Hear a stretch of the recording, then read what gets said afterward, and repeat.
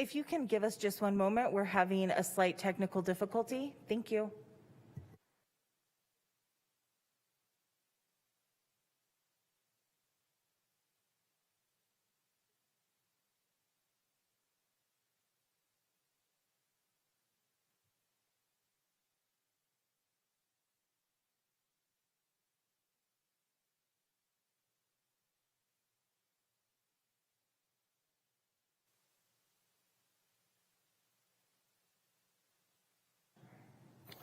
Can you hear me now? Thank you. Yeah.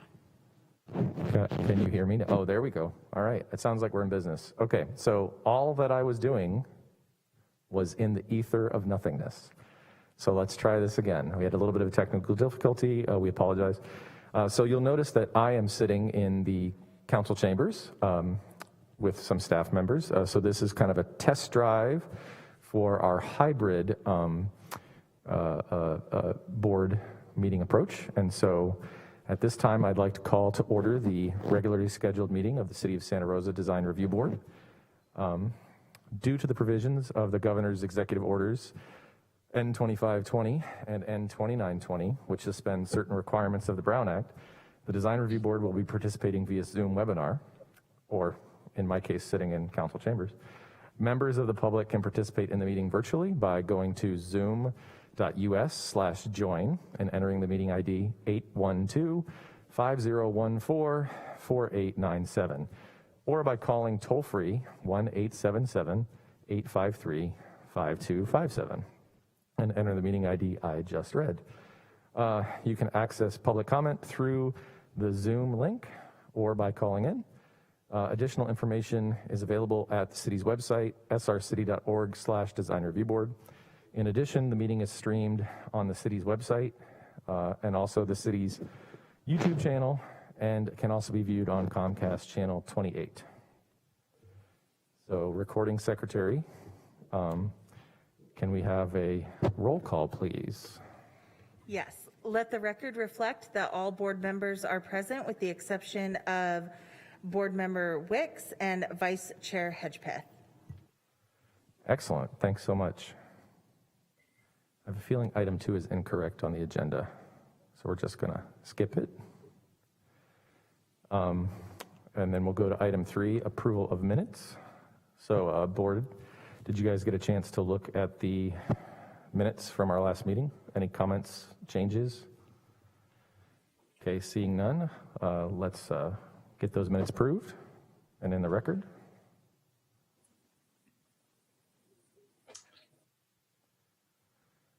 Okay, at this time, if there are any members of the public wishing to speak on items not on tonight's agenda, but within the purview of the Design Review Board, you can raise your hand in Zoom, and the recording secretary will recognize you and give you the ability to speak.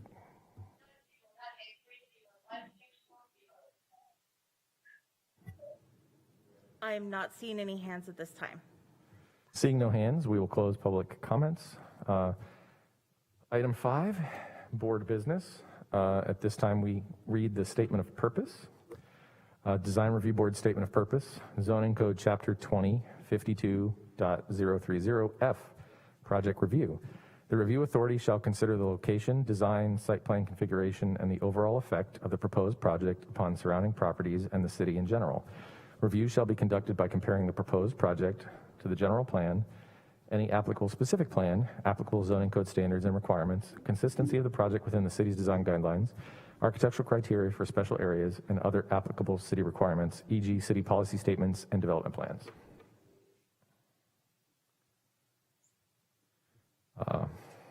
Are there any board reports? Board member reports at this time? Seeing none, we'll move to department reports. Amy? Thank you, Chair Weigel. First off, I'd like to introduce Michelle Montoya. She's one of Planning's administrative secretaries, and she will be the new board recording secretary. So we're very excited to have Michelle serving in this role. Also, I'm Amy Nicholson, and I will be serving as the new board staff liaison. I've presented to several of you over the years, and I'm certainly thrilled to be serving in this role. Just a few other items of interest. As the chair previously mentioned, we will be moving to hybrid meeting options to this board and also the Cultural Heritage Board and the Planning Commission starting in September. So this would be an option for board members and staff to participate in the chamber. Public participation in the chamber is pending at this time. We've also aligned the Planning Commission and Cultural Heritage Board meeting start times with the Design Review Board, so all three will be starting at 4:30. In addition, the planning staff are working on a short-term rental ordinance. This is going to the City Council on October 12th as an urgency ordinance. We also released a climate action plan vulnerability assessment this week, and this is part of the city's general plan update process, which includes an update to our general plan.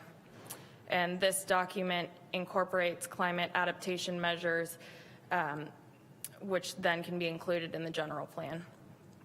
We also released a youth engagement contest for the general plan update recently and just kicked off the housing element. So lots going on in planning, and that concludes my update. Thanks.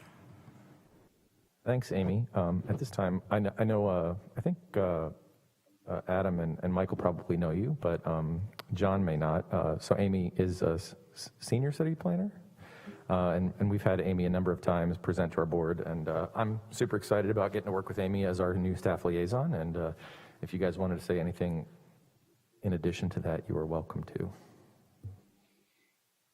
I'll jump in and just to both Amy and Michelle, something you always love to hear, big shoes to fill for both of you. Amy, having worked with you, I absolutely know that this is something that you are ready to do and jump in, so welcome. And Michelle, this last couple of weeks of correspondence and such, love hearing from you and look forward to working with you, and welcome on board. And I'd just like to echo Michael and Drew's welcome, and Amy and Michelle both. It's great to have you guys be fully on board with the DRB. It's been great to work with you, Michelle on the Waterways Advisory Committee, and Amy on a couple of the other initiatives in planning, and seeing you present before us. And so it's great to have you as our liaison, and yeah, it'd be great to have you sort of grab the reins and corral us a bit too. So thank you both, and I'm looking forward to this. Excellent. So, statement. Do we have any statements of abstention on the concept items listed for tonight? I didn't think so. Cool. And then, Michelle, just for future reference, we don't do a number 8 consent items that's listed. Oh, that we're adding? Okay, cool. All right, so we can talk about that later. So this time we're moving to our scheduled items, and what I'd like to do at the request of staff is I'd like to reorder the items just a little bit. So I'd like to move item 9.2 up to the front of our items this evening, and then we'll proceed to 9.1 and 9.3. So without further ado, let's start item 9.2, which is a concept design review of Ridley Avenue family apartments, not requiring a CEQA action. 1801 Ridley Avenue, DR 21044. And I'll turn it over to, I think, Susie or Amy at this time. Thank you very much. And staff is actually forwarding a request from the applicant to continue the item due to some scheduling conflicts. During the time, they'd also like to prepare a landscape plan and enhance the architectural drawings. They will, new sets of plans will be uploaded for the next meeting. And thank you for your consideration. Excellent. Thanks, Susie. So what this means for us guys is we would need to take a vote to continue the item to a date certain, which I believe the date requested is September 2nd. So I would need somebody to make a motion to continue the item to a date certain, and then we would vote on it. But before we do that, out of respect for the public, who may have attended this meeting wanting to speak on this item, I'd just like to open public comment to members of the public if they want to share with us any of their thoughts, and they'll have 3 minutes to speak, and that'll be controlled by our recording secretary. So please, if you have a desire to speak on this project specifically, Ridley Avenue, please raise your hand in the Zoom. You'll be recognized, and then you'll be able to speak. Thanks.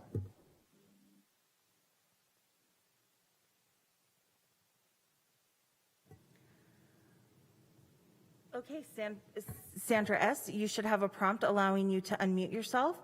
If you could please start by stating your name for the record, and then you'll have 3 minutes to speak. Thank you.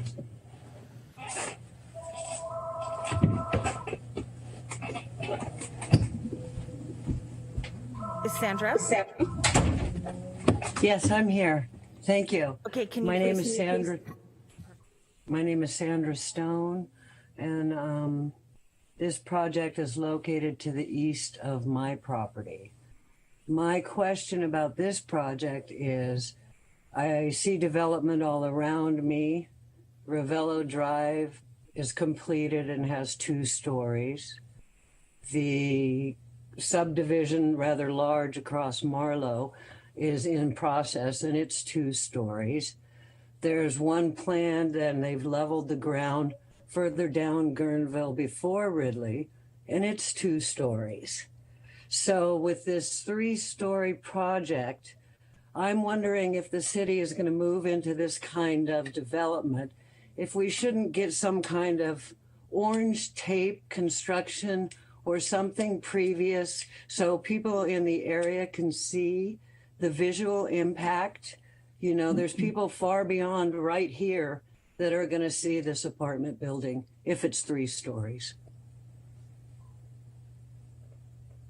It's new, it's different, it's in a rural community. People at the school and the church and across Guerneville Road don't even know this project is being contemplated as a 3-story apartment building. And thank you for listening.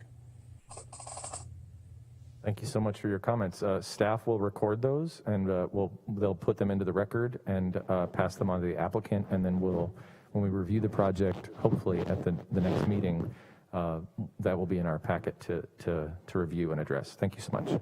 Any other public comment? Yes, I have Zoom user DR Reed. You should have a prompt allowing you to unmute. If you could please start by stating your name for the record. Okay, my name is Diane Reed, and I live at the end of Larry Drive, which would be kind of catty corner to that property. According to the NHNA, the regional housing needs the allocation that they're currently studying with the state, when I review that, and I know that you get the builders are going to get extra money if they go low income. But according to this article that I have, low income isn't the only need that's needed in Northern California. Northwest Santa Rosa, and I've lived here since 1969, has always been a community serving single family or small single family homes for young couples and people to purchase. It does seem like, because of what they're offering, that people are impacting, the builders want to get as many units in as possible. But according to this study by the state, we are really short. And even Burbank Housing wrote an article that we are short. We are still really short on smaller units and units for first-time home buyers and retired or older people or people of low income to purchase. So it does seem that we have a fair amount of apartments.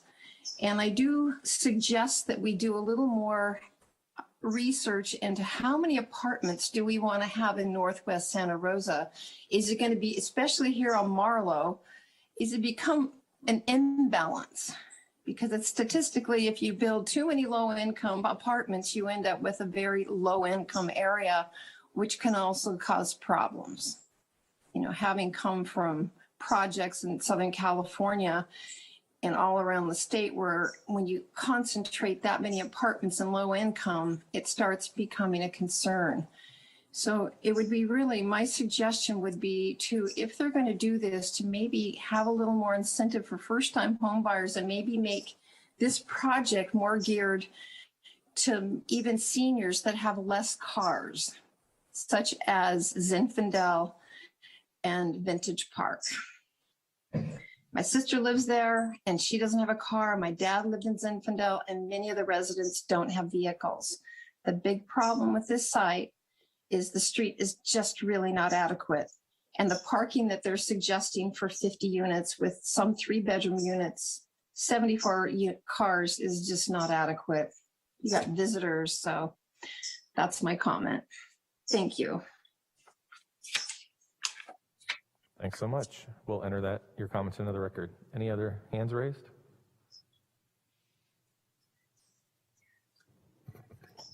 I'm not seeing any other hands at this time. Cool. And then did we have any other email correspondence or phone calls? No, we did not. Excellent. So not seeing any other hands, and I think all the emails have been entered into the record at this time as either late correspondence or they're on iLegislate. I'm going to close. Chair Weigel? Yes. It looks like we did just get another hand that popped Oh, up. sure. No problem. Well, let's turn it over to them then. Trevor, you should now have a prompt allowing yourself to unmute. Hello, can you hear me? Yes, we can. If you could please start by stating your name for the record.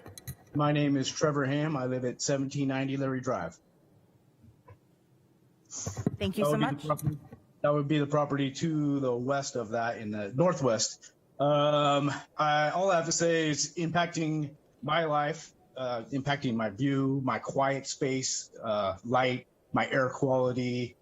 I'm just, I wish they'd add more visual screening, like more trees. Water quality, I'm on a water well, so I need this area to fill up my well. I don't plan on hooking up to the city anytime soon. I like my water, it's just fine. I was also wondering if you will ask to provide story poles so we can actually see the shape and design, just like Sandy said. And that's kind of all I have to say, pretty much. I'm kind of disappointed. It's 3 stories. I think that's a bit much for the area. You could just look right down into my backyard, and it's just, it ruins everything about me living on my favorite street in Santa Rosa. That's all. Thank you so much for your comments. And then, so do we have any more hands raised, or was that it? We'll check one last time, and then we'll close public comment. There are no more hands at this time. Excellent. So we'll close public comment, bring it back to the board. And like we talked about, I'd like to entertain a motion to continue this project to a date certain. So if a board member would be so inclined to make that motion, that would be fantastic. I'll make a motion to continue the Ridley Avenue Family Apartments project DR 21-044 to the date certain, September 2nd, correct, Drew? To September 2nd. And I'll waive further reading of the text. Thanks, Adam. Do I hear a second? I'll second the motion. Oh, We'll go with John this time. We'll give John the second. He beat Michael to it by a hair, just like an Olympic swimmer at the end of the pool there. That's right. So hearing a motion and a second to continue the project to a date certain, let's have a vote, a roll call vote, please, recording secretary. Board Member Birch? Aye. Board Member McHugh? aye. Board Member Sharon? Aye. Board Member, it looks like we have lost Board Member Wolski. Give me just one moment. Did we forget to admit Sheila today? No, she had a technical difficulty. Oh, okay. So And- actually, can we, do you know if we can let's pause the vote until Sheila can be here, I guess. Yes. And then we can take the vote. Can we do that, Michael? I can't remember. I think you can. I would say that we have a quorum without her. So let's just finish the vote then, and then we'll figure out Finish her the vote. technical difficulty. Let's do that, yeah, just to keep it moving. So I'm the Okay. last one. Great. for- And then Chair Weigel? Aye. Okay, let the record reflect that this motion has passed with 4 votes yes, with board members Wolski, Wicks, and Vice Chair Hedgepath are absent. Okay, so then to get Sheila's technical issue resolved, let's take a 5-minute recess. So let's take a 5-minute recess. We'll see you back in, let's just say, we'll see everybody back at 5 o'clock. Sound good?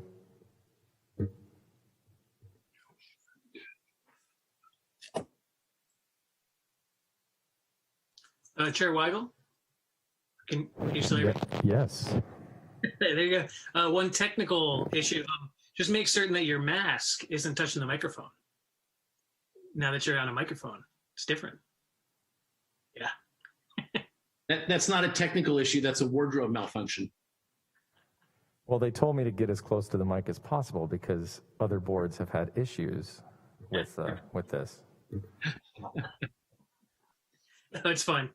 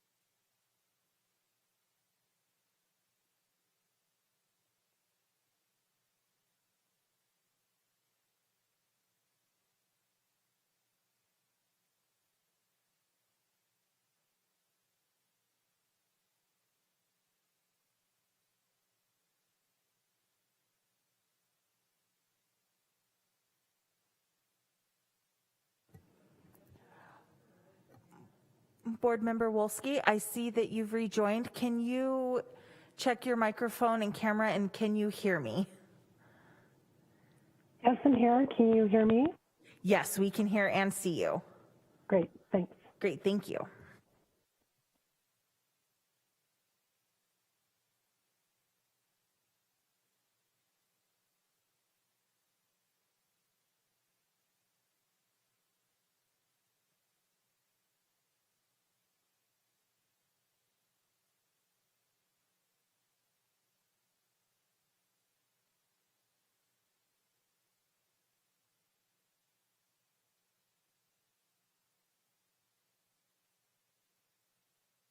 Let's have everybody turn their videos back on, and then when the clock strikes 5, we'll start back up.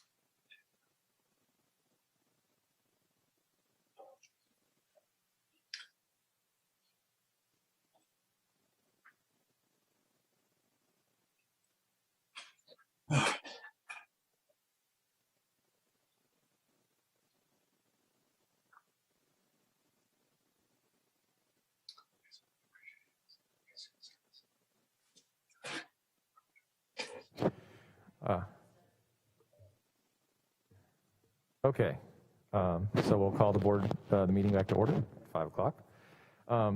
So at this time, we'd like to move to item 9.1, which is a concept design review for Colgan Creek, which is not a project according to CEQA, at 3011 Dutton Meadow, because I think there was a member of the public who was curious. So that's the next project, 3011 Dutton Meadow, which is DR 21040.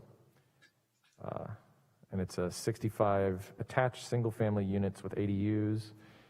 And so at this time, I'd like to turn it over to staff for the staff report. And I believe the project planner is City Planner Monet Shikali. I hope I got that right. Did I? Awesome. So we'll do a anyway, so just to review for the board again, we'll do a staff report, and then we'll do an applicant report, staff report, applicant presentation, and then questions of both staff and applicant, and then we'll do some comments, and then hopefully be done and move on to the next item. Well, we'll have public comment in there too. So without further ado, Monet, you're up. Thank you. Okay, thank you, Chair. Thank you for the introduction, and good afternoon, board members. I'm going to share my screen right now, and I will turn my camera off.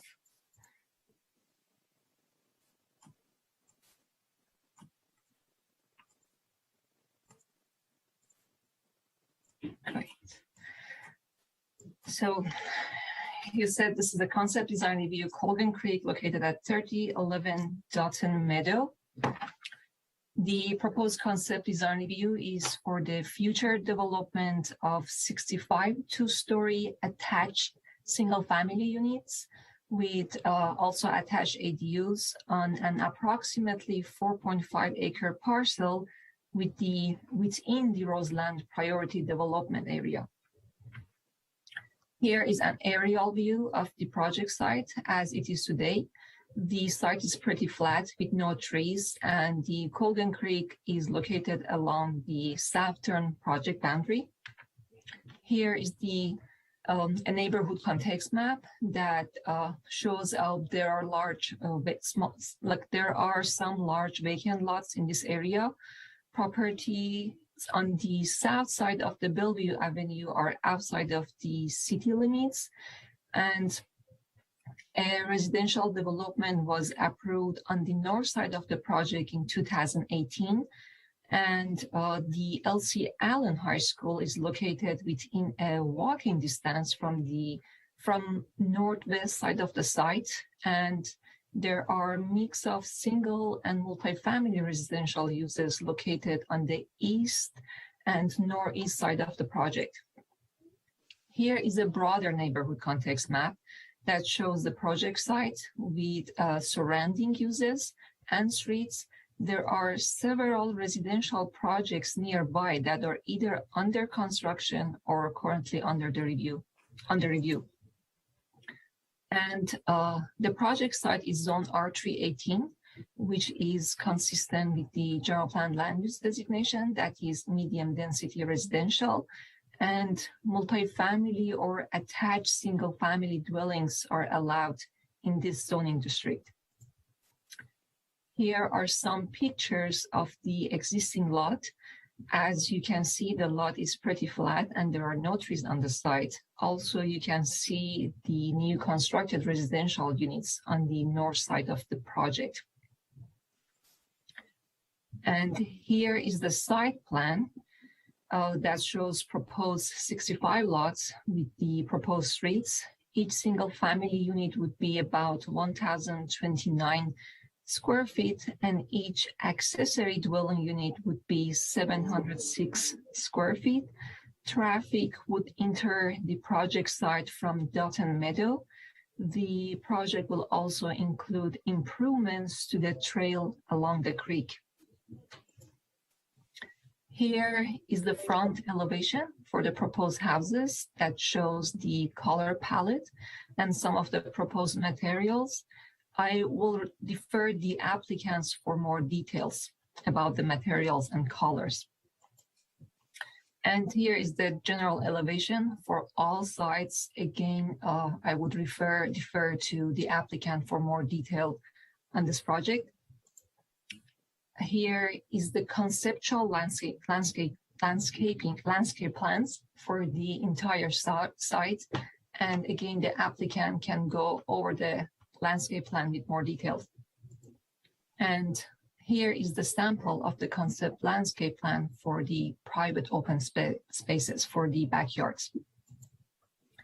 I have received several emails regarding the project. Main comments and concerns were about potential traffic impacts in the area, lack of parking spaces within the neighborhood, and infrastructure concerns were regarding water issues and police availability within the area. Also concerns about overpopulation of the area while there is a limited number of parks and open spaces. Staff will consider these comments during project review when the formal application is submitted by the applicant. And as you mentioned at the beginning, the project is exempt from CEQA because this is just a concept design review and no actions being made today. With that, the applicant and the Planning and Economic Development Department are requesting that the Design Review Board provide comments and direction for the Colgan Creek project. That was my presentation. The applicant will only have a verbal presentation today. There won't be any PowerPoint. And here is my contact information for anyone who wants to contact me. And that was the presentation. Thank you. Thanks, Monet. So at this time, we'll move to the applicant presentation, even if it's verbal. So if the applicant could raise their hand, I guess, in Zoom. And I think what also might be helpful, Monet, if you could put up maybe attachment. Maybe the elevations? Yeah, just attachment 3, which is the project plan set. I think that'll be helpful for the board. If the applicant wants to reference specific things, that'll probably help everybody. So if you could put up, attachment 3, the project plan set. Is that cool with everybody? Does that sound good? Thumbs up? Okay. So do we have the applicant?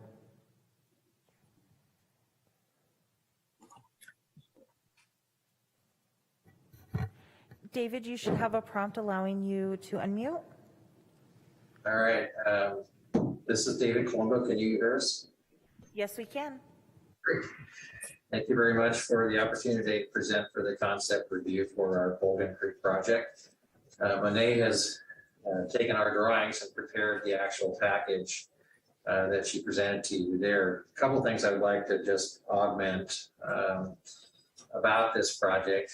The R318 would allow a 3-story development, which there have been concepts on this property previously that would allow that. This is a 2-story development that is single-family lots that have the attached ADUs to the single family, as well as the project is designed using the City of Santa Rosa's row house policy. So we have clusters of these homes that are 3, 4, and 5, and 6 unit combinations throughout. The issue with parking, I'd like to go straight to the comments that were raised. The parking area, we actually exceed the required parking, which in this particular density requires 2.5 spaces per unit. And we've actually exceeded that by 14 spaces as to what's required by the zoning. The aspect of the open space, when we look at the project, since we have a bus stop immediately adjacent to the entrance to development, we have the Colgan Creek walking path, which is part of our improvement along the creek path, which continues along the Bellevue Avenue. And of course, we have 3 schools that are within walking distance of the actual property. So the need for more open space isn't required, even though we do have a minimum of at least 200 square feet per single family as backyard private space. The project itself is a wood frame development, composition roof, combination of board and bat siding and or horizontal siding. The color palette in the presentation is a little wonky, at least it looks that way on my computer screen, but we certainly could provide better color palette that would show you what the colors look like. They kind of look like they're pinks to me, but they're actually kind of a gray and tan hue combination. Hey, David, can I interrupt real quick? Hey, Monet, can you go to page 10 of his presentation for the board? Yeah, perfect, thanks. Sorry, David, go ahead. All right, and so the color palette is a multicolor. We would also be developing that through each of the unit combinations and mix those colors up throughout the entire project. I have with me for the board's pleasure, we have Charlie Travolsi, the civil engineer on the project. We also have Parker Smith, who is the landscape architect. He's here as well. And certainly the 3 of us are available to answer any questions that you and or the public may have in regards to this project. All right, thanks so much. So I'd like to take it back to the board at this time. And what we're going to do is we're going to do some questions of the board of both staff and applicant, and then we're going to go to public comment. Actually, you know what? We should do public comment first. I always mix this up. So let's go to public comment. So we're going to, how many folks are in the meeting over there? Just out of curiosity. We have 23 attendees. Okay, cool. So we're going to do 3 minutes for public comment. So if you do have a public comment on this project, please raise your hand and the recording secretary will recognize you. Okay. Jennifer, you should have a prompt allowing you to unmute.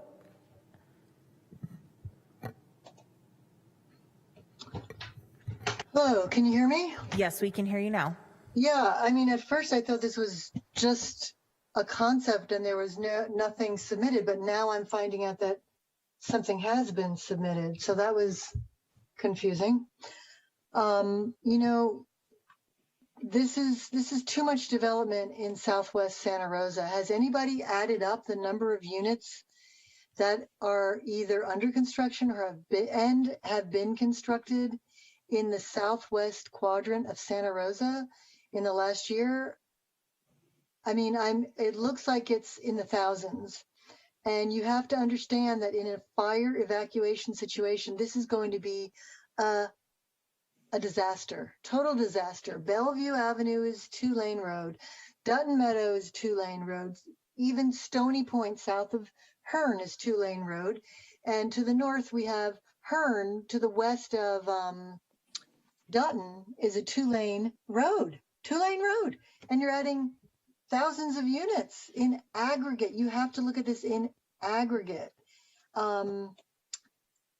So this is really, really problematic. Wasn't the Dutton Meadows project planned nearly 20 years ago? Since then, there have been many changes to the city. Roseland has been annexed. The population of Southwest Santa Rosa has grown substantially. And it makes me wonder if the city should continue to work to achieve the development goals of an old and outdated plan. The increased demands on our roads diminishes the quality of the public services that we receive and makes the city less resilient. Our neighborhood will feel less livable. This development will add to problems with pollution from cars, making it more difficult to achieve carbon neutrality. And as a bicycle rider, I shudder to think of how my valued form of recreation will be. Riding bikes and walking along the streets will be more dangerous to our health and safety due to increased exhaust fumes and traffic. Now, this is the last buffer between Colgan Creek and all this new development, this space right here, this parcel. And as a bird watcher, I can attest to seeing far fewer hawks, kites, egrets, and foxes in this area. By the creek, their habitat has been made into housing. As a creek steward who personally cleans up 2 miles of Colgan Creek in and along the creek bed itself annually, I can attest to the increasing amounts of garbage in and along the creek. It will only get worse with more people who cannot seem to put the garbage into garbage cans.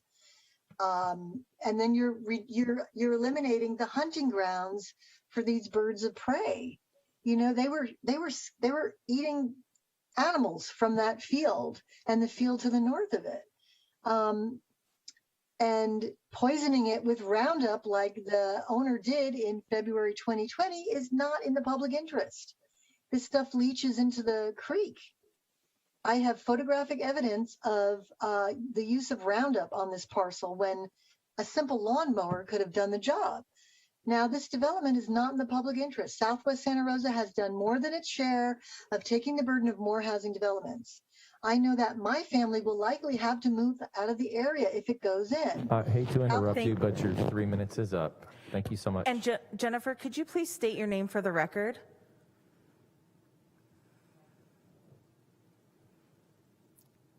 Jennifer, if you could please state your name for the record.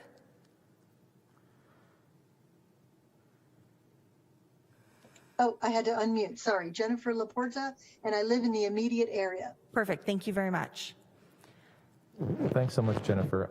Before we go to the next person, I did want to address one thing, just so folks can help understand the process. So a concept design review means that the project has been designed to a conceptual level by the applicant. And so then what that means then is it's been submitted to the city for review. Staff has done kind of a quick review, a cursory review, and then it comes to our board for concept design review, and we provide commentary and suggestions based on what's presented, and then it goes back to staff, and they do the full-on review, and they look at land use and planning and zoning codes and things like that, and they work with the applicant to get the project to a certain point, and depending on where the project's located and if it has certain exemptions or accelerations in its entitlement process, it may or may not come back to the board as a preliminary design review item. If it is exempt, it would go directly to the zoning administrator, but that then takes our commentary from the design review board into play for the zoning administrator's review, which is a ministerial staff level review. So hopefully that clears up the differentiation between concept and actual public hearing with preliminary design review. Do you have anything else, Amy? Did I miss something? Thank you, Chair. I think that was helpful to explain that concept design review. There's no action being taken, so it's an opportunity to hear comments from the board that can be incorporated into a project. Then the applicant can submit the formal design review application, which is then reviewed by staff, and that doesn't just include planning, but also the fire department, traffic engineering. There are a number of different staff that are looking at a specific set of standards and ensuring that the project complies with those. And then one additional point as it relates to the not a project CEQA language, Concept design review is not considered a project under the California Environmental Quality Act because no discretionary action is being taken. But when a project goes through the actual design review process, that is subject to CEQA, and so environmental review would commence during that time. Thanks, Amy. Drew, I know the public hearing is open, but I have I have a couple of questions really quickly. Oh, go ahead, Mike. So I want to ask of staff, I've already heard tonight and read in correspondence several comments around noticing not being effective, right from the regional director of real estate for Safeway on the Cowell Lane piece. The speaker that we just had who wasn't aware of the documents that were available, and I think in the previous 9.2 that we just talked about, the idea that there was not adequate noticing. I'm curious who is noticed. I mean, if you've got who is noticed and why? I'm just curious, not being critical, but why would there not be access to this information? Why would people think that they weren't getting notice of a meeting or understanding documents are available?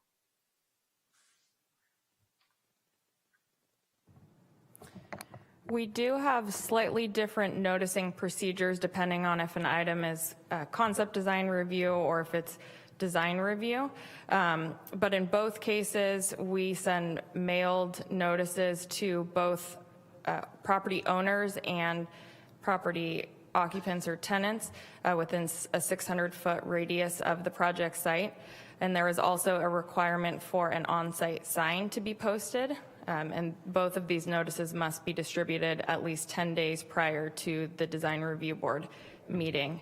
We also have multiple email listservs that send out specific project notification as well and have them available on our website. So that's our process that is required by the zoning code, and that occurs for each project.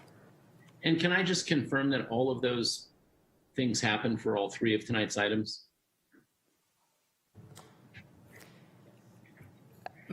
Yes, it did. Thank you. Thank you. And I think also one more thing. So typically also, so Amy did mention that you can get the project plans and stuff on the city's website. I think the design review specific page actually links over to the Legistar link with the agenda that then you can download stuff if you have access to a computer. If you don't have access to a computer, I mean, COVID and pandemic notwithstanding, typically the hard copies are available at the Planning and Economic Development Department, correct? Is that right? At this time, all of our plans are electronic. However, we do have the planner's contact information listed on these mailed notices. So there's a phone number and also an email address. So someone is able to contact the planner to find out how they can receive copies of the plans. Right, yeah, and I think if you reach out to the planner, you can get a hard copy if you want a hard copy, that sort of thing, even though, we're kind of shut down for COVID and whatnot. I guess I was trying to just point out that the city will accommodate a request for a hard copy if that is needed by a member of the public. Absolutely. Okay, cool, yeah. And Drew, my last comment was, I know we slip it into the start of every meeting. I wonder if it's not worthwhile at the start of it just before we continue on with this to explain the purview of the concept design review versus any land use issues related to the project. Sure, Michael. So yeah, I think this is a confusing subject for a lot of people. So the City of Santa Rosa's Design Review Board is a 7-member board made up of subject matter experts in specifically building, design, and construction. So for example, our current board contains 3 architects. I'm one of them. The other 2 architects are sadly absent. A landscape architect, which is Adam. Michael Birch is a architectural sign designer, so he has a lot of experience with buildings, facades, and signs, and running through entitlement processes. And he's a former chair of this board as well. Sheila is a planner in Windsor, and then our friend John is just a member of the public, but John previously also sat on the Cultural Heritage Board. So in my opinion, our board is very robust in our experience of this subject matter. So the wrinkle here is we are the design review board. We are not the planning commission.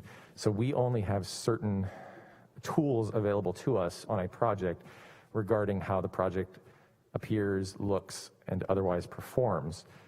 We do not have purview over the land use of a project. So we can't, say move a building 10 feet if it's already been presented to the planning commission and the plat, the plot map has been set in stone, for instance. So there is a fundamental difference between the design review board, which is looking at the aesthetics and design of the building to make sure that it fits within the context that it's being proposed, and the land use, which is the purview of the planning commission. So typically, projects, if they're entitled by right, meaning that the project definition is contained within the zoning code for whatever the parcel is zoned, that would generally not go to the planning commission, and it would just come to us directly for its design. The planning commission would weigh in if there was a variance or a zoning code change or something like that, typically. The general process, if something like that is happening, is a concept design review would happen. Then it would go to the planning commission to set the plat map and kind of all those parts and pieces. And then the project may come back to us for final design review, sort of, kind of. So that's kind of the difference between planning commission and the land use component and what design review board is specifically looking at. So we're in control of the trees, the parking layout, potentially, how the building looks and feels. So the size, the massing, materiality, and that's all based on the City of Santa Rosa's design guidelines. So is that, you think, thorough enough, Michael? Yeah, no, I do. I wanted to make sure that there was a good understanding of the noticing, the availability of the documents, and what this board's purview is. So that's great. And I want the public to be heard for sure. But I also think it's important that we all know what we're talking about here. So thank you. Excellent. Yeah, and I think I will mention one last thing. So very often, if a project does have to go to the planning commission for whatever reason, and it does come to us first, the planning commission does take into account any commentary we have made. So it is helpful to make comments in a public forum on a project at concept level, because that can then trickle its way down to its eventual discretionary entitlement approvals. And then I think finally the last thing, again, that Amy mentioned, concept design review there's no action taken on it. It's kind of an information session about what the applicant wants to build, where. So they're not only getting the board's feedback and opinion about the project, but also the public's at this time, which is kind of the purpose of why we open public comment for this. So it's not a public hearing, we're just opening public comment to make sure that the public is heard. And very often, frankly, there's great comments from the public, but that then spurs additional thoughts and comments from our own board, which is great. So that's why we love doing this. We've always extended public comment in our boards, even when we were located in room 7 over there, the little tiny room 7. So anyway, so anything else, Michael? You think we're covered? Okay, because I can't see you. Yeah, you're a little tiny speck for me right now. Good to go. We're good to go. Absolutely. Okay. Thank you. Thanks. So Michelle, do we have any other public comment? And please remember, as a reminder, 3 minutes. Please state your name very clearly so the recording secretary can record your name, and then proceed with your comments. Thanks. Tom, you should have a prompt allowing you to unmute. Okay. Okay, go ahead. My name's Tom Laporta. And first of all, I'd like to say the color scheme, and especially the black roof, is about as inviting as Castle Frankenstein. I would hate to be looking at that every day. And I would be looking at that every day. Really, the main thing I want to say is Santa Rosa, I think, really owes Roseland a park there and not more housing. Housing's getting crazy around here, the number of units built. And I don't know, I just wanted to say a park would be the way to go. Thank you. Thanks so much. Well, do we have any other comment? Okay. So we'll move on to the next person with the recording secretary. We do. Judy and Greg, you should have a prompt allowing you to unmute, and if you could please state your name for the record. My name is Judy Irvis, and I'm here to speak on 9.3, but I'd like to say something about the public notification if I could. Will I use up my 3 minutes if I do that? Absolutely. No, you can speak on 2 separate items, so Great. You're more than welcome to comment. Thank you.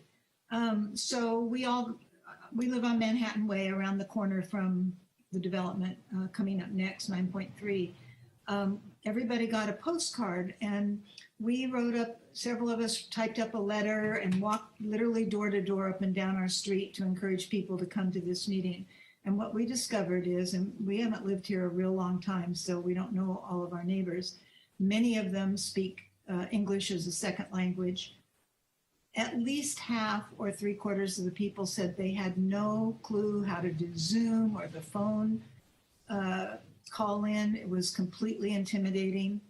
And I don't feel like the people who are going to be impacted, at least on our project, have been properly informed. That's all. Talk to you in a little while. Thanks. Thank you so much for your comments. We'll move on to the next person. And it looks like we have no other raised hands. Okay, excellent. So at this time, we'll bring it back to the board, and we'll do, just kind of go around the horn, I think, and we'll do questions of staff and the applicant from the board.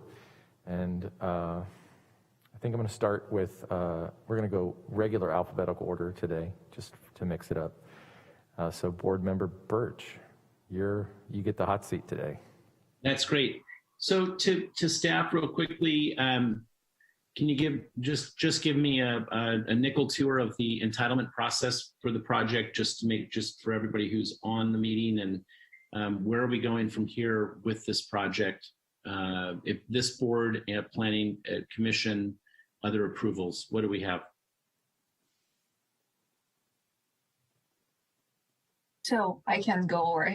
This project will require a design review. So because the project is within Roseland priority area, so it would only require a concept design review by design review board. And then the applicant will require, when decides to submit like an original application for minor design review, it will go to zoning administrator for review. So your comments and like providing a comment for the applicant will help him to design the project before submitting it to planning for review. But it's going to be the next step will be a minor design review that will be reviewed by the zoning administrator. Got it. And there's no further planning, there's no further zoning action here. There's no planning commission. Project fits within the current general plan and okay. Great. So the only thing is like probably the applicant has to confirm that, because I know the project was approved in 2008 by the planning commission to subdivide the 65 parcels. And we need, the applicant can say if that project has been recorded for the final map or no. So where they are with that final map. And so our comments tonight, we are locked into a site plan, correct? Site plan and the elevations, like that's a question. Well, the site plan for one, the elevations, I hope not, but. The site plan, that was what was approved in 2008 with those roads. But the applicant, again, Charlie or David Colombo can make sure that that's the final map. And if that final map is being recorded and is not going to change. Can David, yeah, there you go, David.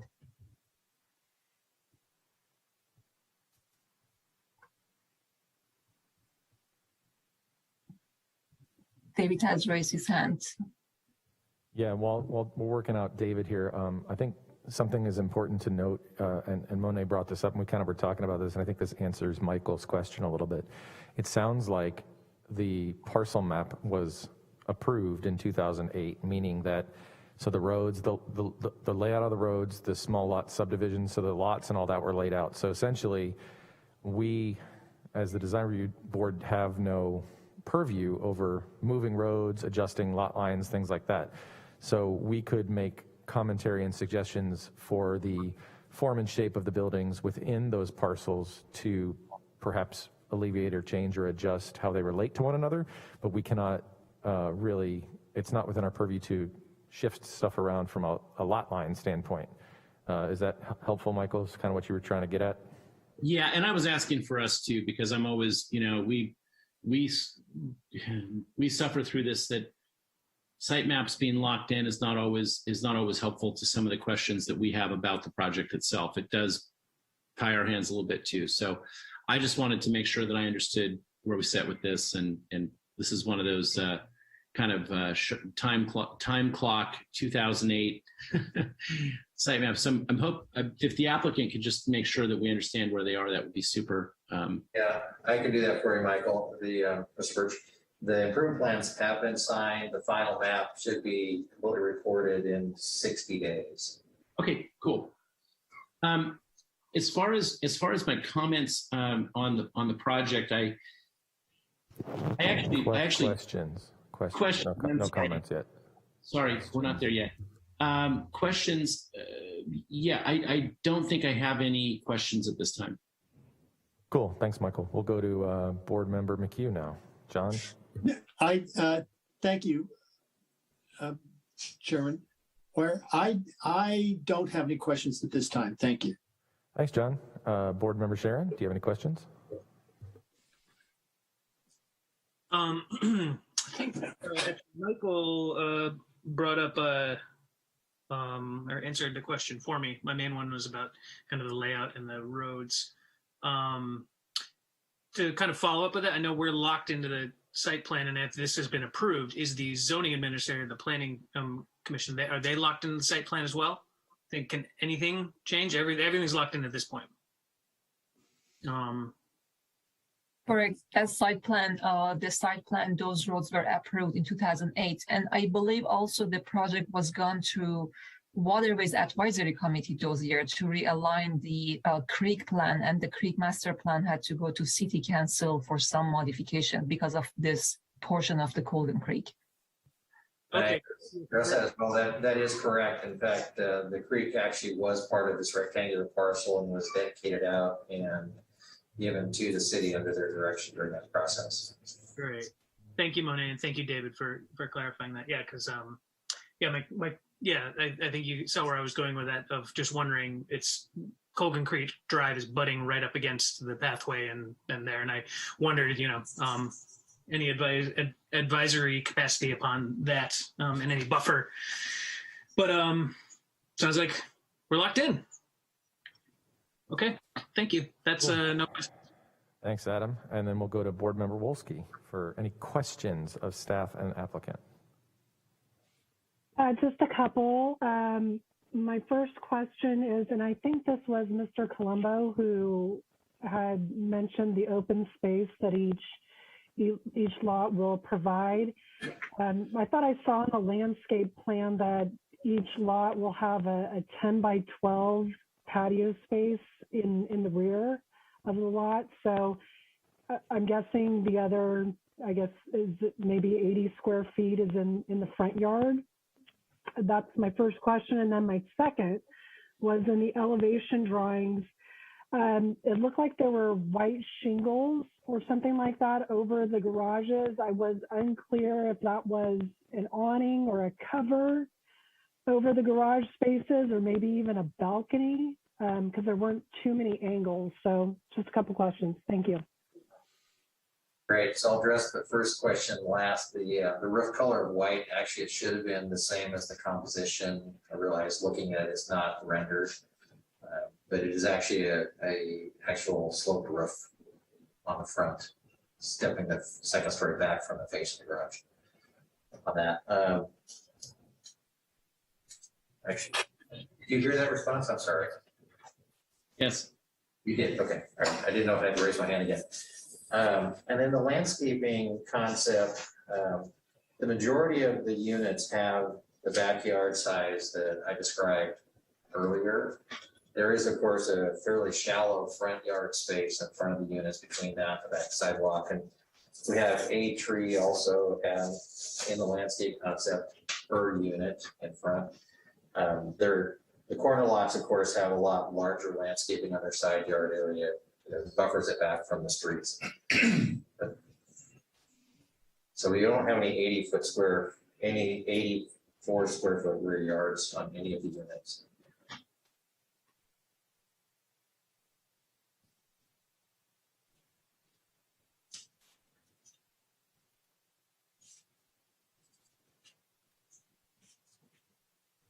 Sheila, any other questions? Okay. I had two questions. I had a question to staff, and I have a question for the applicant. I'm looking at the plans. I just want to make sure I'm understanding this right. So it appears to me that the ADU is an attached ADU, so it's kind of sort of a junior ADU-ish.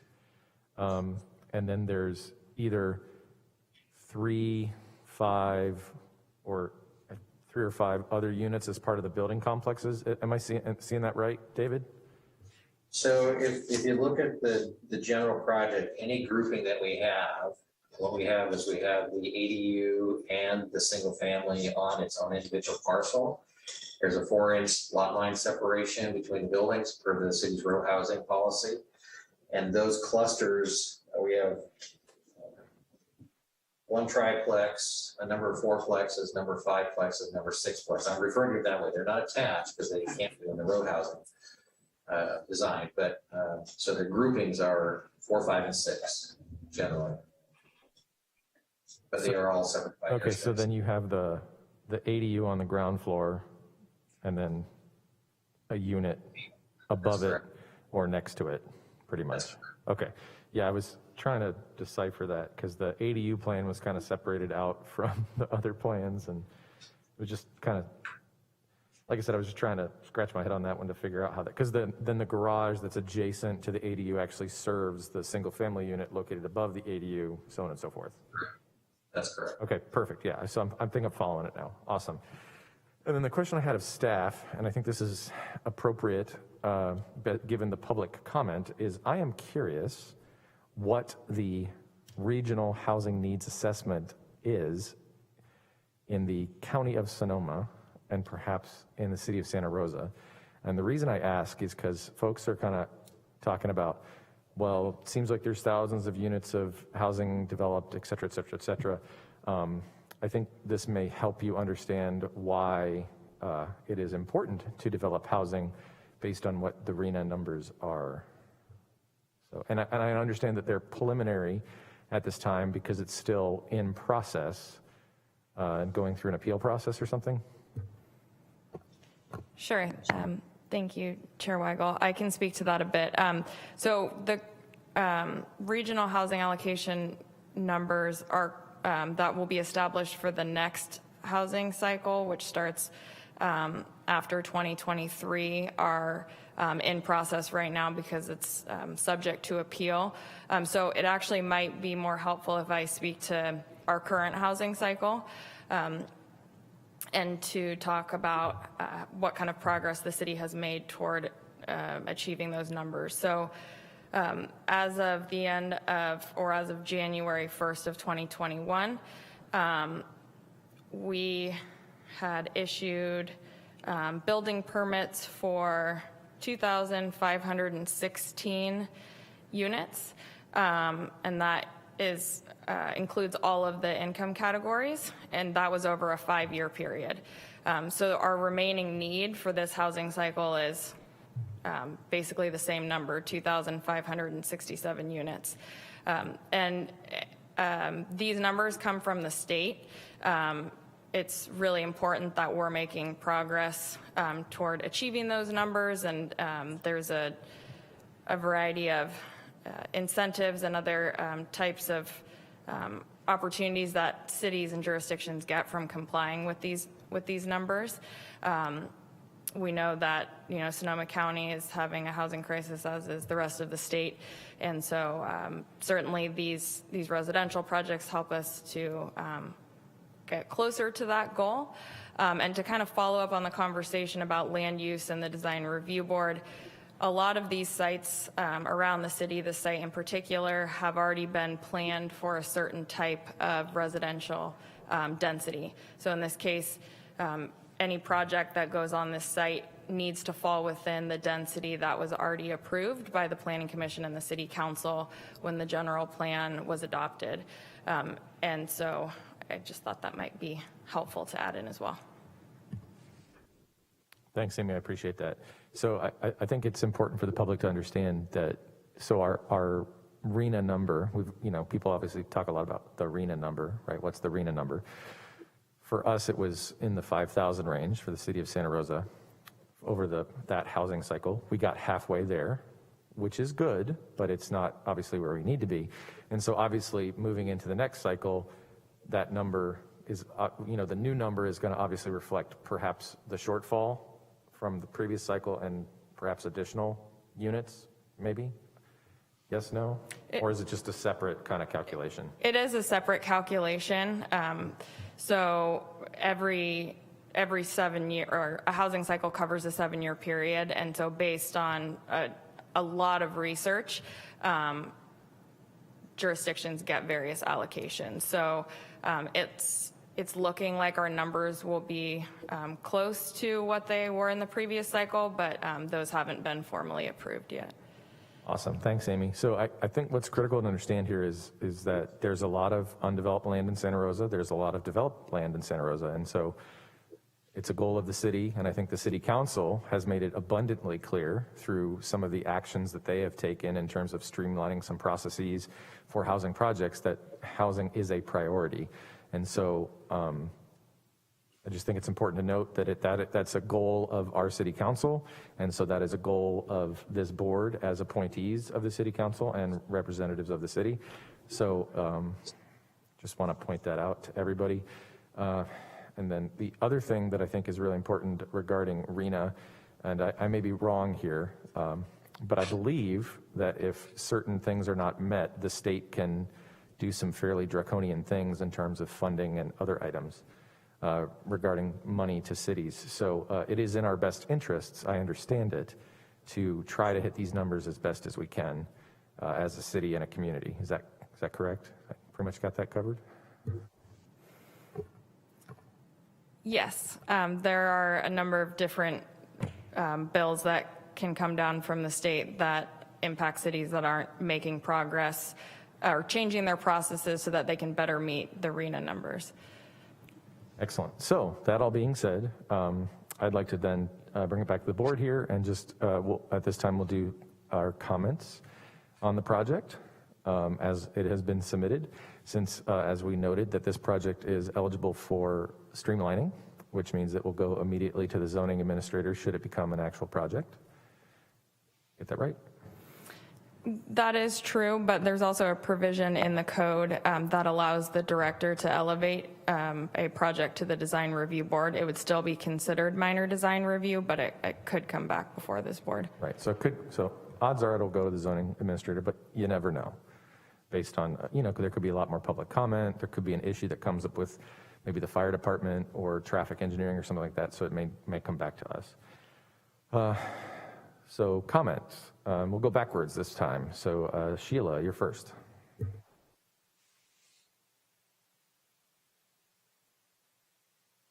I do have a few comments.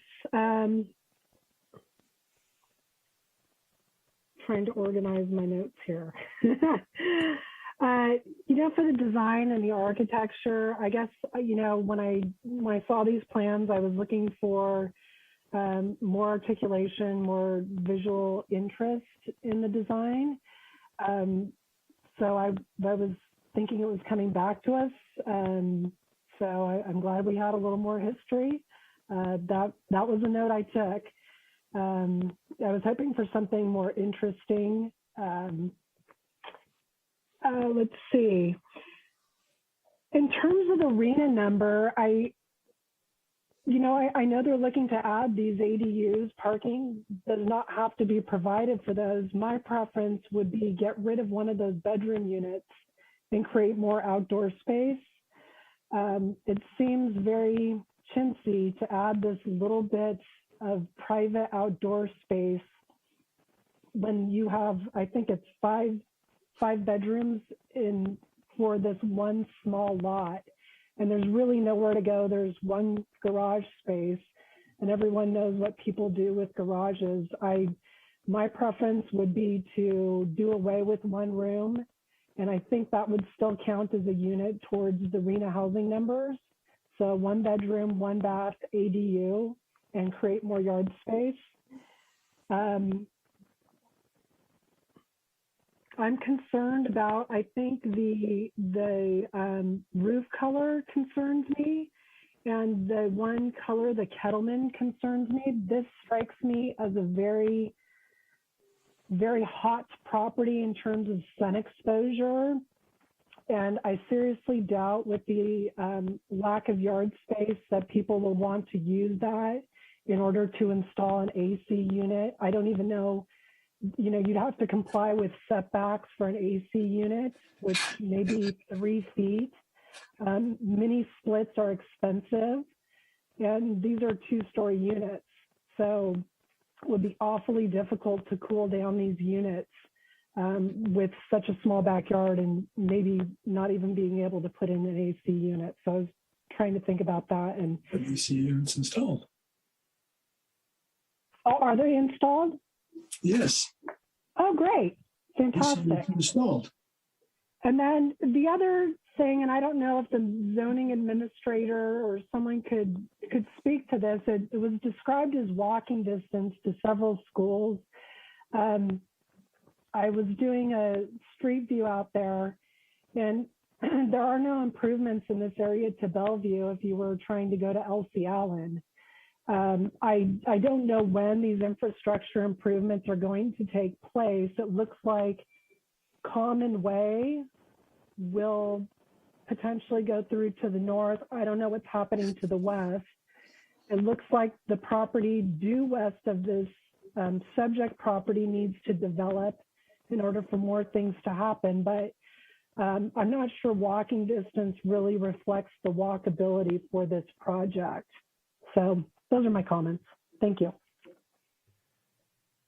Thanks, Sheila. We'll go to Adam now. Great, thank you. And thank you, Sheila, for hitting a lot of my comments actually already. So I will just kind of reiterate rather than expound anymore. Yeah, one, the urban heat island effect certainly got me right away looking at this. A lot of structure, a lot of dark roofs, and it's right next to the waterways. Or to the waterway, the Colgan Creek there. And so groundwater infiltration, the open space. I think Sheila had a really great suggestion with rejiggering the rooms and the layouts, creating more open space, more outdoor space for these units. It feels a bit claustrophobic with the layout that we have. We're locked into a lot. But urban heat island effect, that can be mitigated in a number of different ways. I think with the design scheme that you have with the grays, the blues, and the black in particular does not work in your favor for that heat island effect and the sunniness of this, and also with creating more open space, you create more space for trees and actually vegetating these parcels and these homes, increasing trees as much as possible. I know that there's limited space, and Parker has laid out, has worked with what he can in the layout, but creating more shade as much as possible. On both the streets and on the buildings themselves. I know also that we do have to consider the solar of course too. So I know that is a concern, but there, you can work with tree species choice, but just creating more, basically creating a friendlier, more livable space here. Really, the layout as it is, and with how many units are on here, is pretty highly developed. So I'd like to create some more breathing space, if at all possible, and also looking at the materials as well. Some of this might be different if we were in the chambers and we could see a materials board. We could actually see the materials and colors that you have. The grays that as they look on the computers, are pretty dark. So lots of absorption of albedo to work with here. And then also just I'd like to reiterate Sheila's mention about articulation and visual interest, and designing for all four sides of the buildings. Specifically, the rear elevations are blank, pretty blank. So that will do it for me. Thanks very much. Thanks, Adam. We'll go to John. Comments on the project? Well, I tend to like the project. I tend to like I like the design. I like the color palette. I agree with Board Member Sharon in terms of the palette with respect to plants and trees and that sort of thing. But on the whole, I think it is a good project, and it is something that we absolutely need here in Santa Rosa. So I'm very supportive. And I think like I say, I like the design, I like the palette, I like the way it's been laid out. And so I'm supportive. Thanks, John. Appreciate your comments. And we'll go to Michael now. Great. Yeah, so first off, I absolutely agree with the notion from each of my fellow board members here, that we do need to meet the city's housing requirement. This project needs to be developed at this number of units, I think. I do agree with Board Member Wolski that there is just simply too much packed into each unit here without enough open space around the units.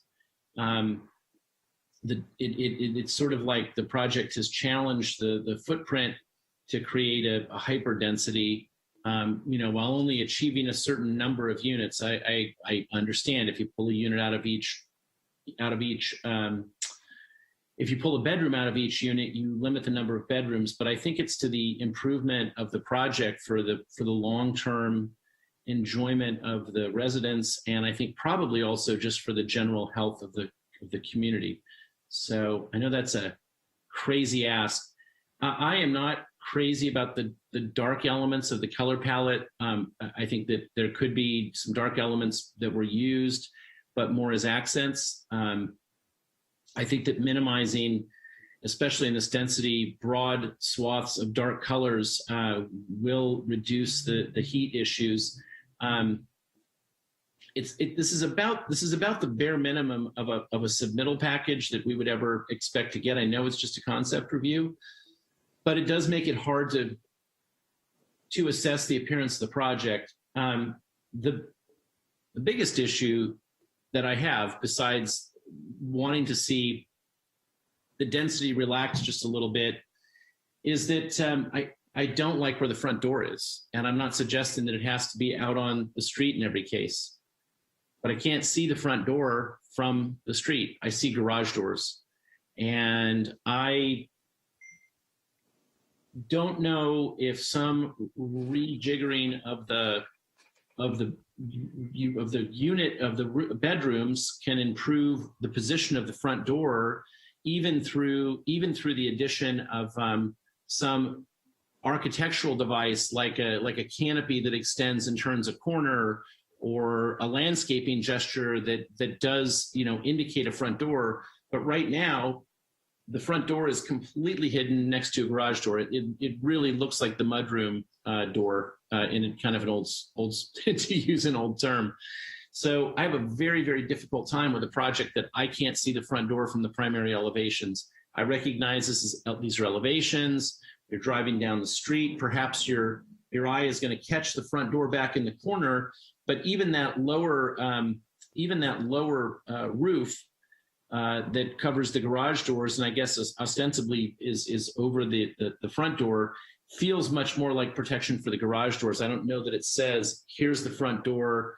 It's so, not to get too out there. It's bad feng shui, bad chi. It's not, to me, a great design gesture for residential.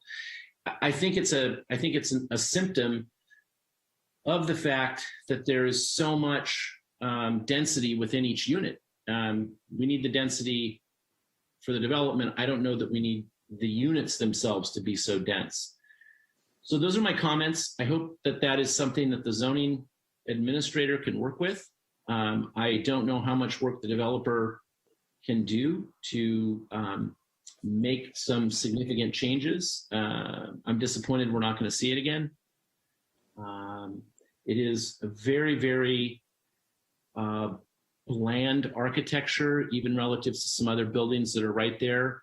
I noticed that even in the site photos for this project, that the backs of the project at the fence line across the field, the architecture is much more interesting than the backside of these buildings. And I think that each project needs to respect and talk to the next project, because there are rear bedroom windows and there are backyards and lots of other things. So I do think that there's also, the project does sort of fall down on the four-sided architecture. In fact, like I said, even the front side of these buildings doesn't have a welcome, warm gesture of an entry point. So I love the number of units on the space. I would really love to see some significant changes to the building architecture and the layout of the units. And those are my comments. Thanks, Michael. It's my turn.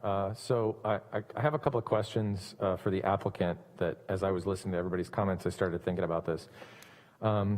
Is there street parking? I think the answer is no, but I wanted to confirm. So if the applicant could speak to that potentially. Yeah, there is street parking. The numbers on that, we have a total of 177 parking spaces for the units. 47 are on the street, 65 in the garage, 65 in the tandem driveway, for a total of 177. Cool, thanks so much. Maybe I just skipped over it and missed it. So thank you. So it's a combo of street parking and then the tandem, either garage and then the driveway. So then tied to that, I'm kind of curious about something. As I was looking at this, so just so everybody knows, this is what is typically referred to as a small lot subdivision. So the lots are small, and in this case, they are very small. And I think that's presenting the main design challenge that I think Michael was alluding to and the rest of the board.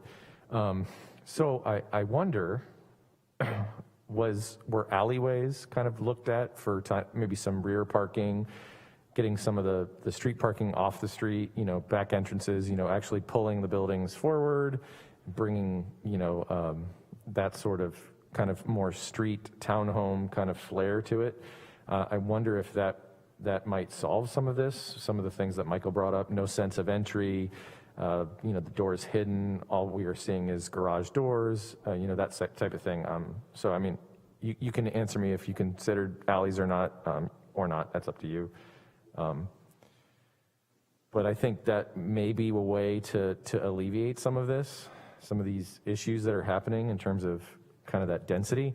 From an architectural standpoint, I mean, this is very much what we would call modern farmhouse. But I think I would push the applicant to do something that is a little less reserved in that kind of genre.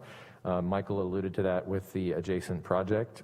They're also quote unquote modern farmhouse style architecture, I would say, but they've got a little bit more articulation in terms of multiple materials, banding, color, that sort of thing to kind of address, kind of the changes in form. with the board and batten kind of happening just kind of all over, and then just having kind of the waste belt, as it were, at the level change, I don't think it does the project any service. I think it'd be really interesting to maybe do board and batten on the bottom and do, fiber cement shake or something on the top, or just fiber cement siding, just to change the materiality to give it some depth and some different shadow lines that might help it out. And I agree with Board Member Birch, this is an absolute kind of bare minimum submittal. So it leaves a lot to be desired in terms of how to comment and provide some feedback. I would perhaps encourage staff to maybe bring this back to us, would be my comment. I'd really like to see this one again. And I'll leave it at that. So without, does anything else, Amy, or any other board members have comments? So let's go with Amy first. Just to clarify so that staff understands, what additional plans or information would be most helpful for the board to provide a more meaningful review or comments, just so we can convey that to the applicant team as well. Wait. I mean, Michael, let me just go, and then you can go. I think for me, being an architect, it's easy for me to read elevations and it's easy for me to read plans, although sometimes I do get confused when things are kind of hard to find. I think, providing clearer documentation, not, these are almost construction drawings in a way. Schematic design level layouts of how the plans work are much easier for us to read and kind of comment on. A full-on landscape plan showing all the parking spaces and everything would be really clear and helpful. I can't say enough about the ability for us to create three-dimensional photometry, whatever, within the toolbox that we possess now. Most architects can do that fairly easily. And that to me is one of the biggest and most helpful things. I know it's not required, but it really helps give a sense of scale and breadth and scope of how a project appears. And I think that may answer some of Michael's questions in terms of how the garage and the front door interact and how that interacts with the street, and then how the street parking interacts in turn back to the building. So those would be my thoughts. Michael, do you have any additional ones? Yeah, and there's not a lighting plan, which is that I can't find it unless it's buried in something else. I looked for it earlier. The single elevation of a fourplex doesn't tell us a lot about, I would like to be able to hear some thoughtful explanation of some variations between fourplexes and fiveplexes driving down the street. The plans, like Drew, I think you said it really well. The plans are very thin, and so then it makes it hard to comment. And then when the plans are very thin, it makes you nervous that we don't know enough about anything here. And then there's some problematic. The comment has come from all of us. There's some problematic issues with. I'm being careful to say the density of the units themselves, the lack of imagination with the materials and the blocking of the colors, and I think that it's not just what can you bring back. I think we just need we need to understand the intention of the design and a little more thoughtful presentation of the design to be able to send really good comments to the zoning administrator. Because right now, I don't even know how to give the zoning administrator a list of comments of anything of meaning that I would expect. I recognize that the staff member who is the zoning administrator is a de facto design review board member in a way. But I don't even know what to send to them given this set of drawings and some of the problematic nature of the design. So I think we should see it again, and I would hope that at a minimum what we've put forward here this afternoon sort of opens the applicant's eyes to what we would like to see. I do think that a more robust landscape plan, and I heard a couple of good points about Colgan Creek and the trail being, the work that's being done in front, but I'm not hearing much in the way, I feel like it all needs to be put together, presented, and then we can give some meaningful comment that then the zoning administrator can put to work. The great, the economic relief measures and all the different things that we've gone through in order to get to this point where design review is here to give good feedback in a concept design review, cutting a step out of a public hearing with the design review board and sending that with some robust comments to the zoning administrator. I think that is the developers are enjoying that shortened process, but something has to come here that we can send to the zoning administrator with some meaning. So I just think that's my comment, and that's what I'd like to see. And I think to tack onto that, just so the public knows, and I think also just to reiterate to the board here too, when this all goes to the zoning administrator, it is my understanding that everything that would normally be at a preliminary design review level is required for that level as well. So that includes site plan, landscape plan, erosion control plan, color boards, et cetera, as required by the form, the design review board form that the city has on the website. So I think that's why I would want to see it again, is because we are missing many of those pieces of the puzzle. And I think to tack on to what Michael said, when projects come before us that are concept, I think what has been great is many developers and applicants in general with their design team have really put together some incredible packages which make it so easy to just look at the project and go, wow, that's going to look great. And here's the meaningful commentary to elevate it to the next level. And I think because we're missing so much information here, it's very difficult for us to do that. It pains me to say that, because I do want to see projects move forward and not get hung in the process. Because I think what our board does very well is we try to push our projects through if we can, because we want to see them all built. So we try to condition them and move them on their merry way, as they say. That's a goal of our board. So any other comments from the board before we leave this item? I do have one. I think for me, what I'm getting from both your comments, Drew, and from Michael's comments also, and what I would find helpful to have something come back is, a sign of those great project packages that Drew just mentioned are that for me, getting a really good concept package is not even necessarily about the specific design schematics and actual design elements. It's getting to know the developers and architects' priorities and design intention. And then we can take from that with, if that's clearly communicated, we can then trust that a lot of the details are going to be worked out to a very high level. And so, if it does come back to us to really, to really getting to know, to convey those priorities, potentially a lot of these things that we're bringing up are things that you have thought of. I'm speaking to the developer now, and I'm certain you've gone through your design process and you've got your designers there with you. And so I know that you guys have thought about this, but with this package, we just don't have the context. We don't have the something to really grasp onto. So I think getting to know those priorities and the design intent is really important for us. So, thank you.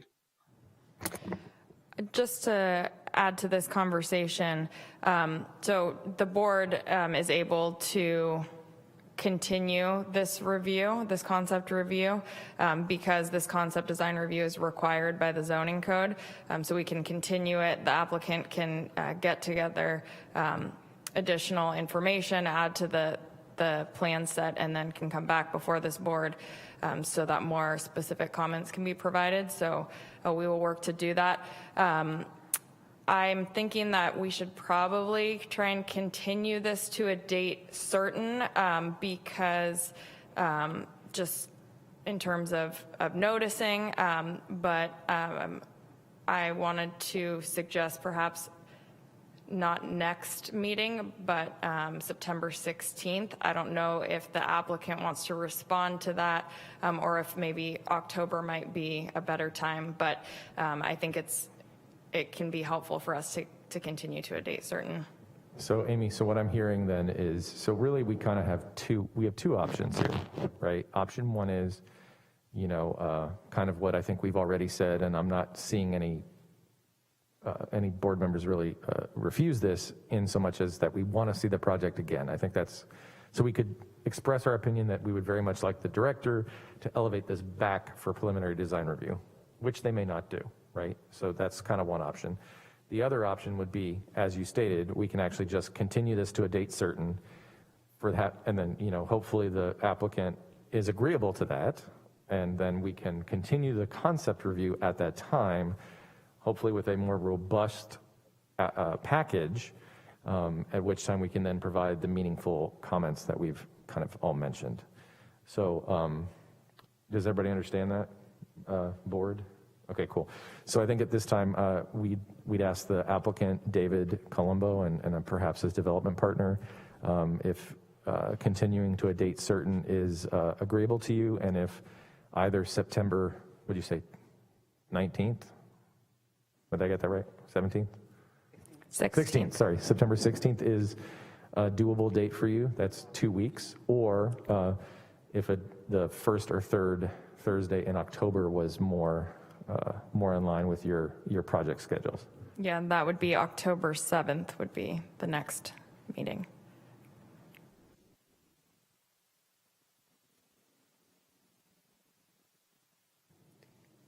David, you should have a prompt allowing you to unmute. Thank you very much. I'm discussing it here with Charlie and looking at our calendars, and I appreciate each of the board's comments on your concerns and issues with the project.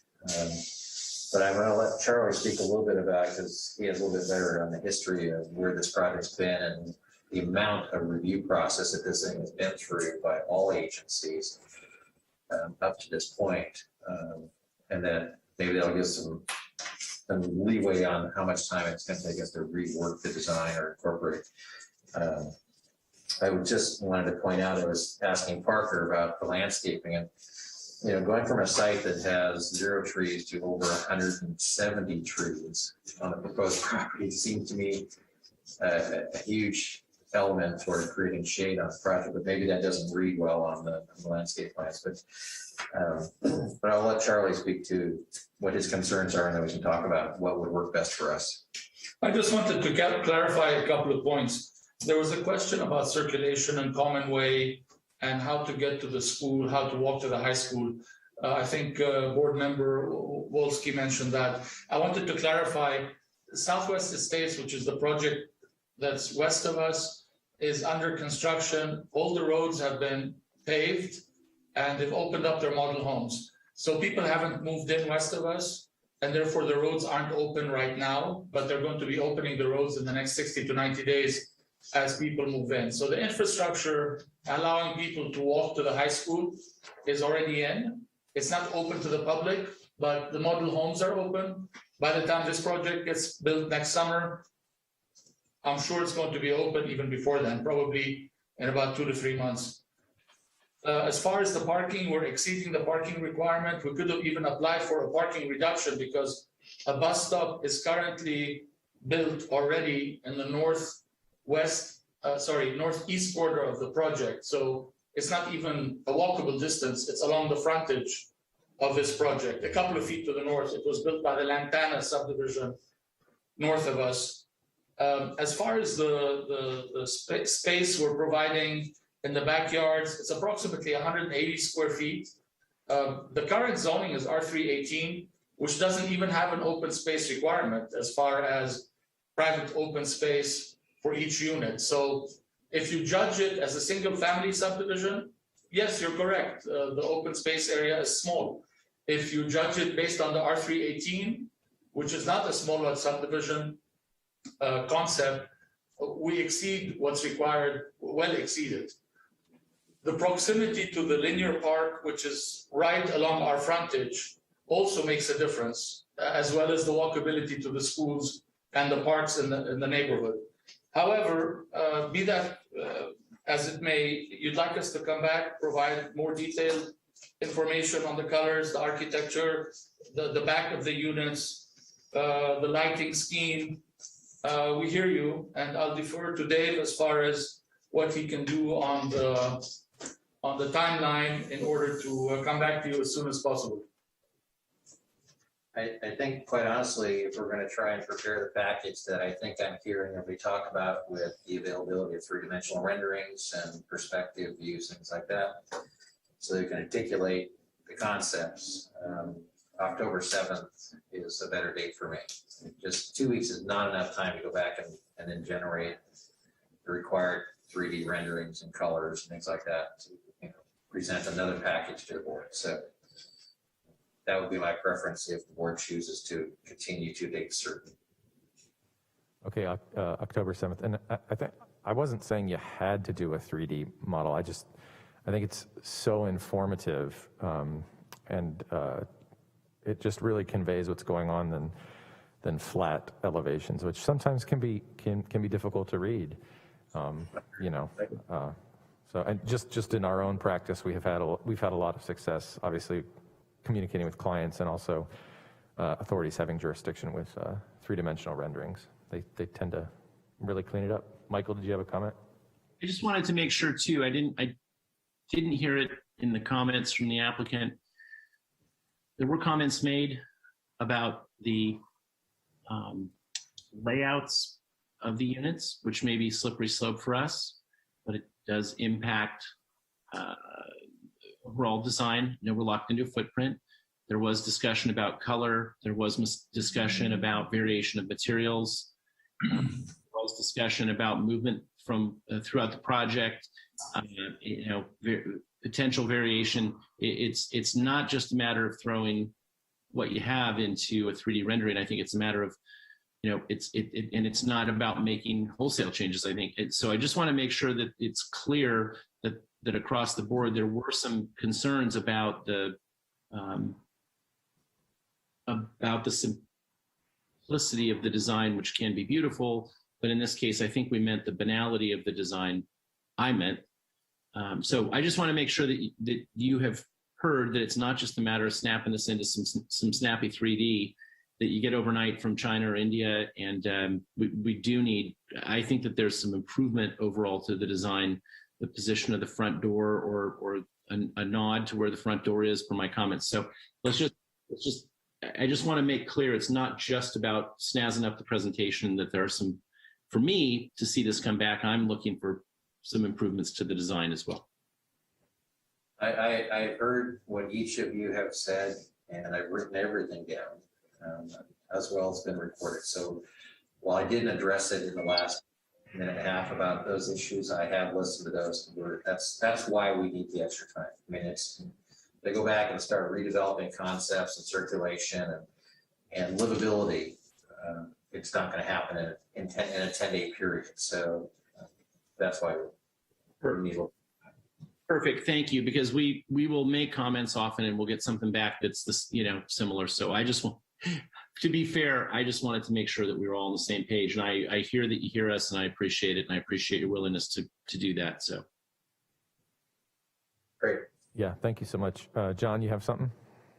Yeah, I'm a little bit concerned.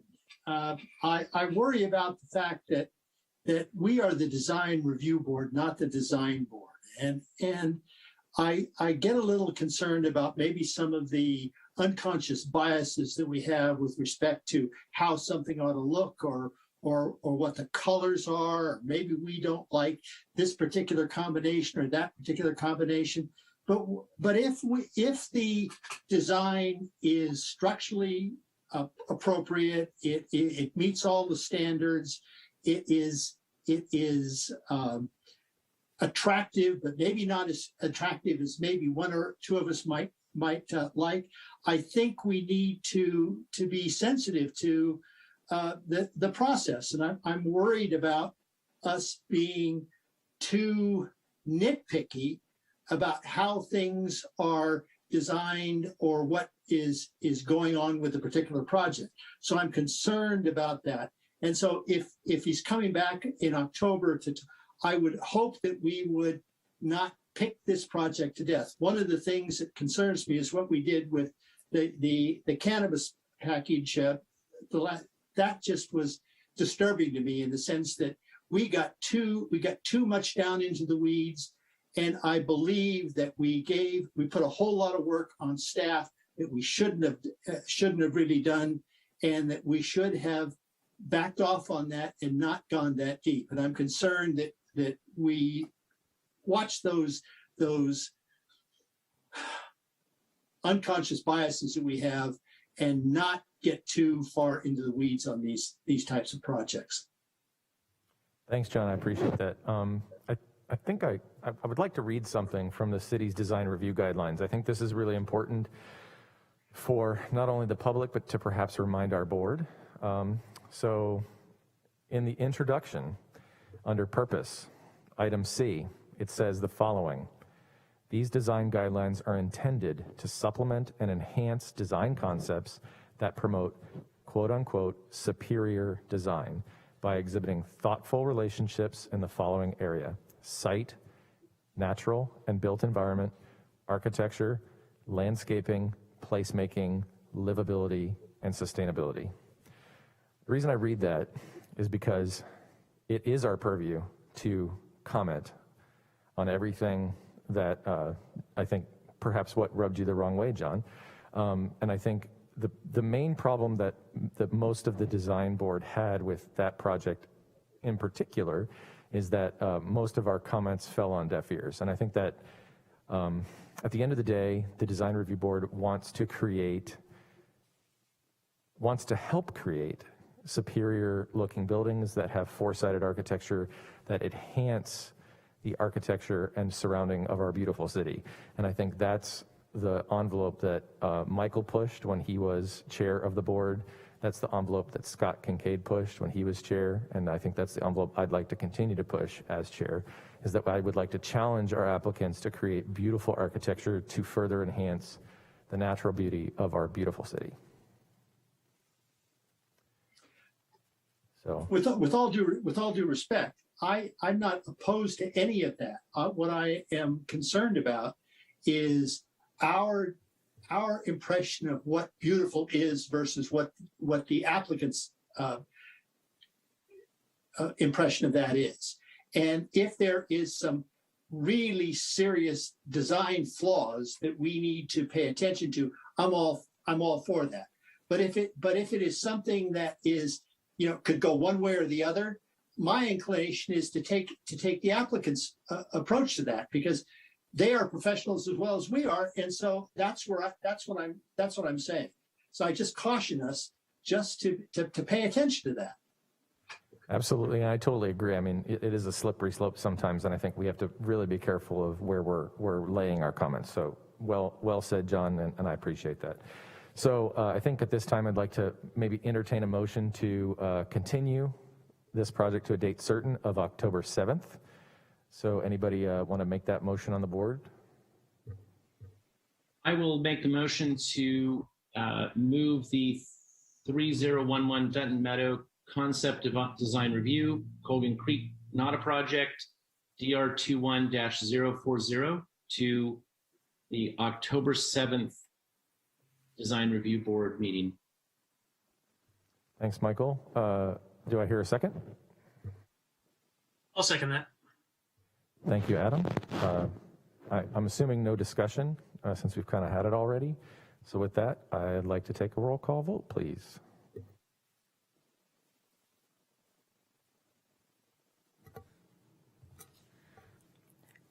Board Member Birch? Aye. Board Member McHugh? No. Board Member Sharon? Aye. Board Member Wolski? Aye. and Chair Weigel. Aye. So we've been so moved to continue the project to October 7th, sounds like, right? Correct. So thank you, applicant team. We appreciate that. And hopefully we'll see you back. Thank you very much. We will see you on the 7th. All right, thanks so much. So before we move on to the next item, we've all kind of been sitting here a while, so let's take a 5-minute break and, well, 7-minute break, let's call it, and see everybody back at 6:35. 6:35. Right, thanks so much.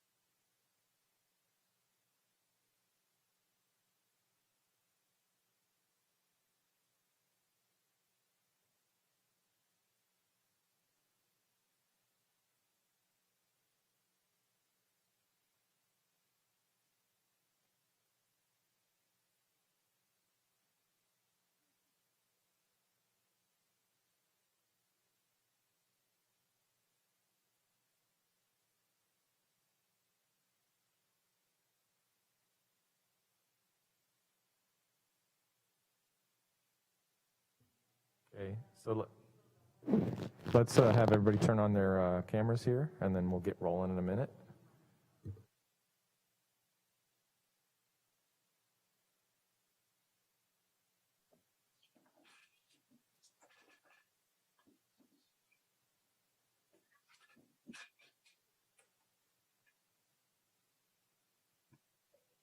Okay, it's 6:35, so we are reconvening, and we're going to go to item 9.3, Concept Design Review, Aviara, CEQA not a project, no action required, Concept Design Review, 1385 West College Avenue, DR 21043.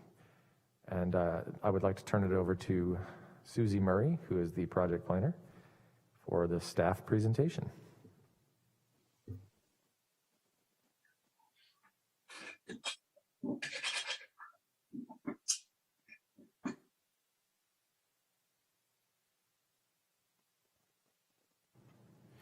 Good afternoon, Chair Weigel and members of the Design Review Board.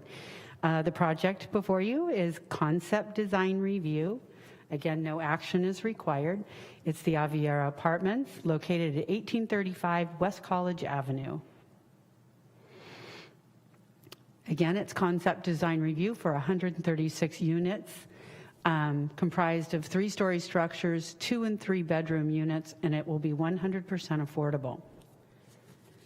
I'm steaming up here. Hold on one second. The required entitlements are minor design review, which after receiving comments from the Design Review Board, will be heard by the zoning administrator. Here's an aerial view of the site as it is today. And here's kind of a neighborhood context. The star is at the site. You have a shopping center to the east, single-family residential and duplex, so single and duplex units to the west, and let's see, there's a park to the north and what have you. So the general plan land use designation in this area is medium-high residential. It's within the North Station area specific plan, and the zoning is R330. SA is the station area plan, and the zoning and general plan land use are consistent. You can also see by this graphic that there's actually a lot of different land use types around this area. So we've got some higher density residential adjacent to low density residential. We've got retail services very close by, and and parks and what have you. So here's an aerial view of this is the landscape plan, and I like to use this as a site plan just because I think it provides a little bit more context. You've got the residential units surrounding the property, and I'm not going to talk too much about this. I'm really going to defer to the applicant, and they have their own presentation. Here's some of the elevations that we saw in the project plan packet. And we have received comments. We actually had a neighborhood meeting last night. So the comments that we received prior to me putting together this, prior to the meeting when I put the presentation together, really were about parking, circulation, and that there was some confusion about a recently approved project at the site, and this will supersede that project if it's approved. At the neighborhood meeting last night, some other things that came up. Again, parking was a big issue. The people on Manhattan Way to the west and the Safeway Shopping Center to the east are very concerned about overflow parking from this unit or this development. Circulation was also a concern. We had a request for providing paths of travel from this complex over to the Oliver's or to the Safeway Shopping Center next door, also to the Smart site. There was also some concern about exiting out of Manhattan. It's already difficult to turn left out of there, and right, I was made aware of, and this will just exacerbate that, was the concern. So again, this is not a project in CEQA, because tonight what is before the Design Review Board is a concept design review, and there will be no decisions made pertaining to the project. So with that, the applicant and the Planning and Economic Development Department are requesting that the Design Review Board provide comments and direction for the Aviara project. I know that the applicant has a preservation or a presentation, and I'm happy to load it when you say so. For those that cannot see the screen, my name is Susie Murray. I'm the planner for the project, and my telephone number is 543-4348, and I'm sorry, that's in area code 707. And my email address is smurray@srcity.org. Thanks, Susie. I actually have a quick question, just for, as I was listening to your presentation there. You said something about a previous project and multiple projects. Can you clarify that for me a little bit, please? Sorry. Yeah, a couple of years ago, well, between a year and 2 years ago, there was another project. I believe it was 85 units. I wasn't the planner then, so I'm not super familiar with the project, and I'm sure the applicant can explain more, but it was approved. It went through the whole process, and then it was kind of back to the drawing board, and they've come back with another project for 136 units. My understanding is the previous project was market rate, and this is affordable.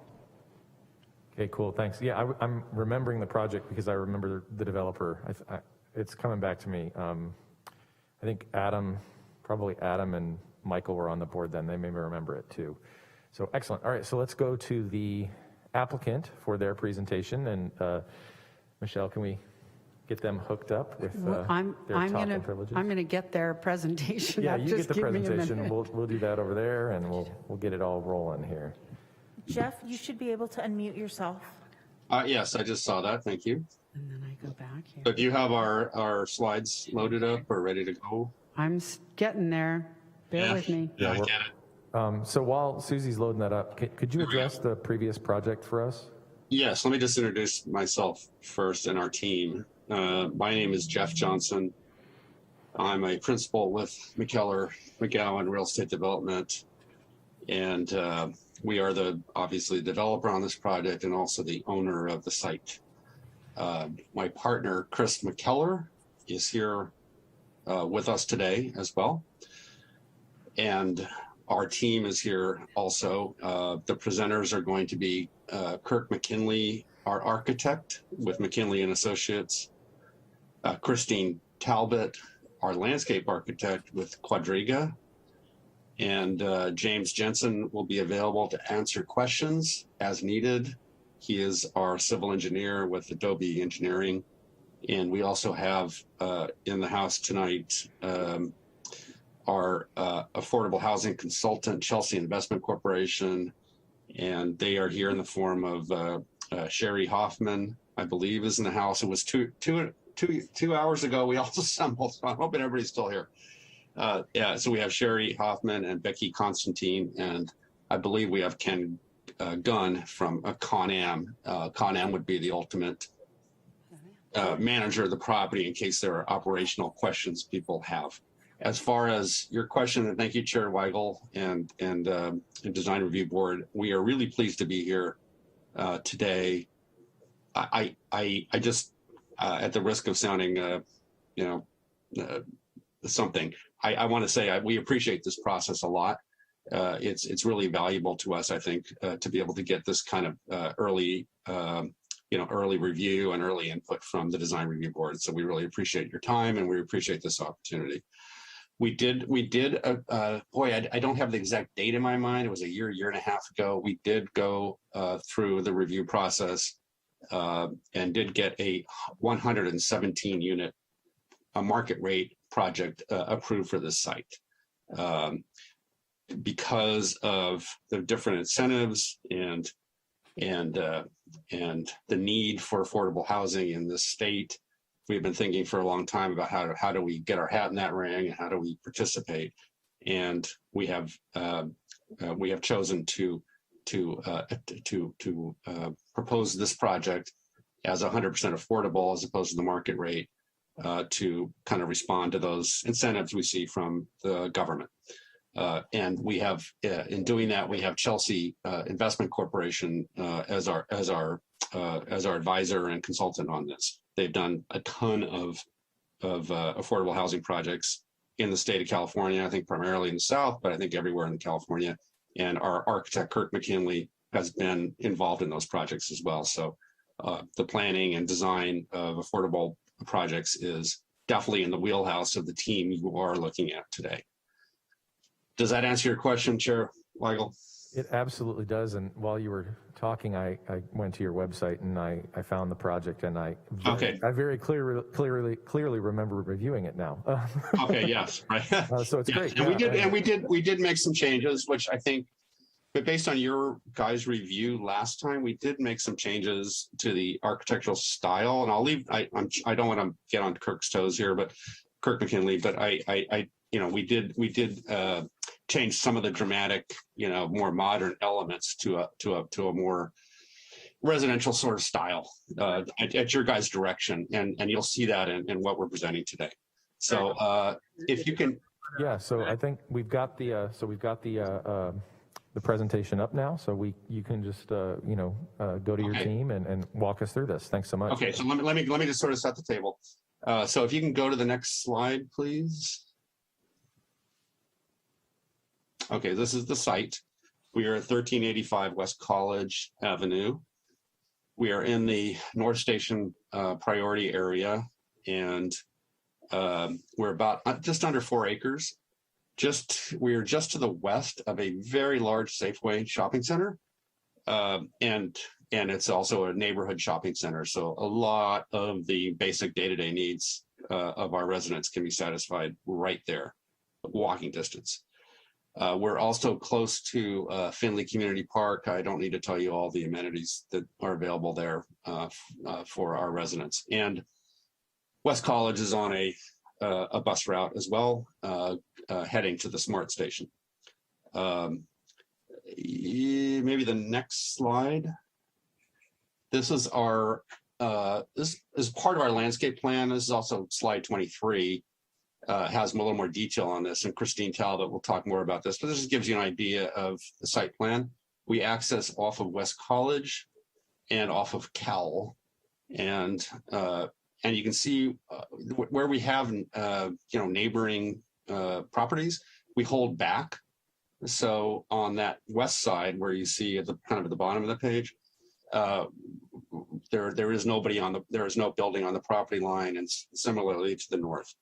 Our project we propose 3-story apartment project. There'll be 6 buildings, 136 units versus the 117 market rate that was approved. And we're talking 100% affordable to low income renters. The exact level of affordability is still in discussion. It could be average 60%, it could be average 80%. We're not quite sure yet. But there are 84 2-bedroom units and 52 3-bedroom units. Each unit will have a private balcony or a patio with some storage. We're in the R330 zone and designated consistent with that under the general plan. We are asking for a small density bonus because of our 100% affordability of 16%. So we're going from 117, which is kind of by right, to 136. That's a 16% density bonus ask. We could, under the North Station priority planning guidelines, we could go to 100%. We're only doing 16%.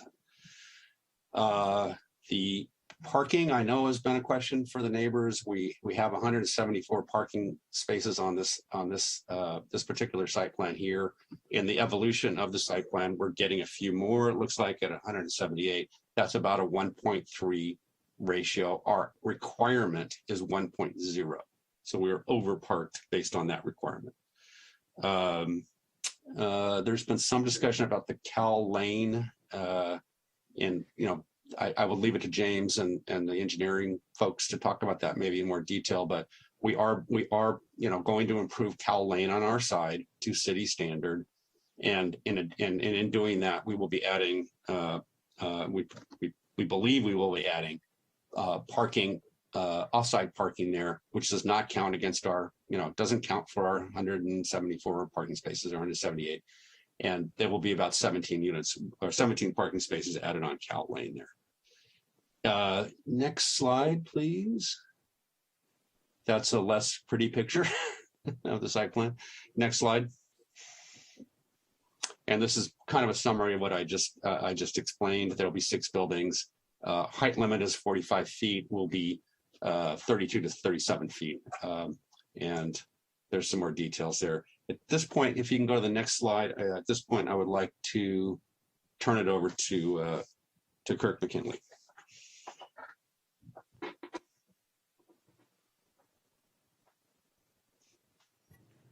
Kurt, you should have a prompt allowing you to unmute. Yep, there. Can you hear me now? Yes, go ahead. Okay, this is Kirk McKinley. I'm with the McKinley Associates. We designed the last building, which was approved on this site. And if we could go back 2 screens, 2 slides, back to the basic building design, so everybody can understand the building, although architects on this, the lay people on the board. The building are 24 units or 16 units. You'll notice the buildings that surround the exterior of the building on Cowell and West College, as well as on the north side of the project, are 20-unit buildings. The buildings we had previously had garages on one side of the building on the first floor. These are stacked townhouses. So we have 24 units with no garages, and it's all surface parking. The breezeways we have are the entry breezeways between the buildings. I think you can see them if you look at the West College, the building fronting the West College Street. We have 2 breaks in the building, which has a stair and entrance to the units. And they actually pass all the way through the units, unlike the last project, which they only loaded from the back side. So we have a better circulation, better connectivity throughout the entire project. And then we have a center kind of core in the center of the building, because we moved the building off of the west property line, as Jeff noted. So we don't have that close proximity to the residential to the west side of the project. There's one 16-unit building in that center court area, and then there's a 6 or a 12-unit building. I'm sorry, there's a 24-unit building and a 16-unit building in the center core. And 4 of the units on the ground floor of the 16-unit building are a community area that opens out onto a rec area in between the 2 buildings. And so you've got these two wings of the building. You have these separation walkways that go all the way through the building, and it's a 3-story concept. If we can go to back up 2 slides, forward 2 slides, please. Nope. Other way. There you go. The forms of the building, and I think some of your board members have seen the forms of the building on the old project that we did. We've retained a lot of the forms because they're more residential in character, and they were well received by the community. In fact, at the community hearing, I got several people coming up to me thanking me for making the building look more residential. But you can see that we've got the gable end features in the front. We've got some sloped roofs on a 3-story building, which really gives you more of the character of the residential building. It's more horizontal in character with the forms. The shadow boxes on the ends of the buildings are built out from the face of the building and incorporate some of the balconies and create a nice shadow play, and there's great form on the building. So it's very broken up, but it does reflect a lot of the changes that we made in the first project, and it was intentionally done because it was so well received to do it in this project. Next slide. In fact, you can see it a little bit more here without the color on the building. You can see the gable ends and the C-shaped channels on the ends of the building. We are putting wood siding on the bottom of the building, similar to the way we did on the previous design, to give it a grounded base and to break up the 3-story elements of the building. Next slide, please. These are the ends of the building. Again, they have the materials brought around the ends of the buildings to maintain the character. The actual shadow boxes return around the corners of the buildings as well. Next slide, please. This gives you the idea of what we're talking about in terms of the breezeways between the buildings. So we've got, what was it? 24. 1, 2, 3, 4, 5, 6, 7, 8. So we've got 10 units, 2, 4, 6. No, we've got 8 units per floor, 24 units per building. And this particular building has all 2-bedroom units in it. We also have buildings that have 3-bedroom units on the ends of the buildings. They're very livable units. We've done quite a few projects for Chelsea Development. We're doing, we've probably done over 12 affordable projects for them, and we probably have 12 on the boards right now for them in various stages, the biggest one being 404 units. So we have a lot of experience in affordable housing and making the units function well and be very livable. Next slide, please. So roof plan of the building, just for all you architects, so you understand, so you understand the building a little bit better. Next slide, please. This is the another one of the. I think this is the 3-bedroom unit. Yeah, it's a 3-bedroom unit. No, it's a 2-bedroom. The building that has 2-bedroom units on the end of it. You can see it's got the same character, same quality that the other buildings do. Next slide, please. Again, you can see the diagrammatically a little bit more unenhanced, but you can get the character of the building. You can see the forms a little bit more strongly. Next slide, please. Ends of the building as well. Next slide, please. A lot of the buildings on this particular site layout, the buildings have the long side against the street. And so we have a lot more front entries along the street, a lot more connectivity that way in terms of this design versus the previous design.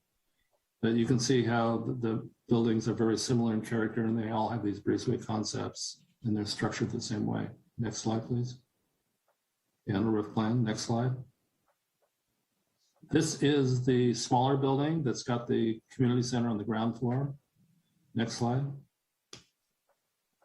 Again, the forms of the building. Next slide. Ends of the building. Next slide. And you can see where we have taken out units on the ground floor on the left-hand side of the building and put it in a community center. Now, we haven't had the value of having Con-Am management review the layout of the building, which I'm sure that some of the internal layouts going to be modified, but that particular facility is on the ground floor of the building in the core area of the project. And it houses the laundry, community space, rental, management office, computer stations, and a kitchen that services the community area, as well as a little bike storage area. Next slide, please. I think that's and that's the upper floor of that building. Next slide, please. Roof plan. Next slide. These are the unit plans and blow up. So you can get a little bit more character of the way they work. They're handicap accessible on the ground floor, but not on the. We've actually maintained the same accessibility on the upper floor just for economic sense, because all the bathrooms stack. But you can see that they're very, very livable plans and very comfortable plans, very, organized and accommodating in terms of furniture layouts and things of that nature. Next slide. This is kind of a blow up of the community space. And you can see that we've integrated the washer dryer areas in this building. So it actually, those are probably going to shift because they're actually on the wrong side of the building, but I'm sure management will straighten us out on that one. But we're hoping that that this promotes people coming into the open space between the two buildings, because they have to do their washing and drying of clothes there, and it creates this kind of sense of community that you go down and you use the outdoor space and you go in and use the community space. Next slide. This is a landscape plan. I'm going to let our landscape architect chime in on this. Christine?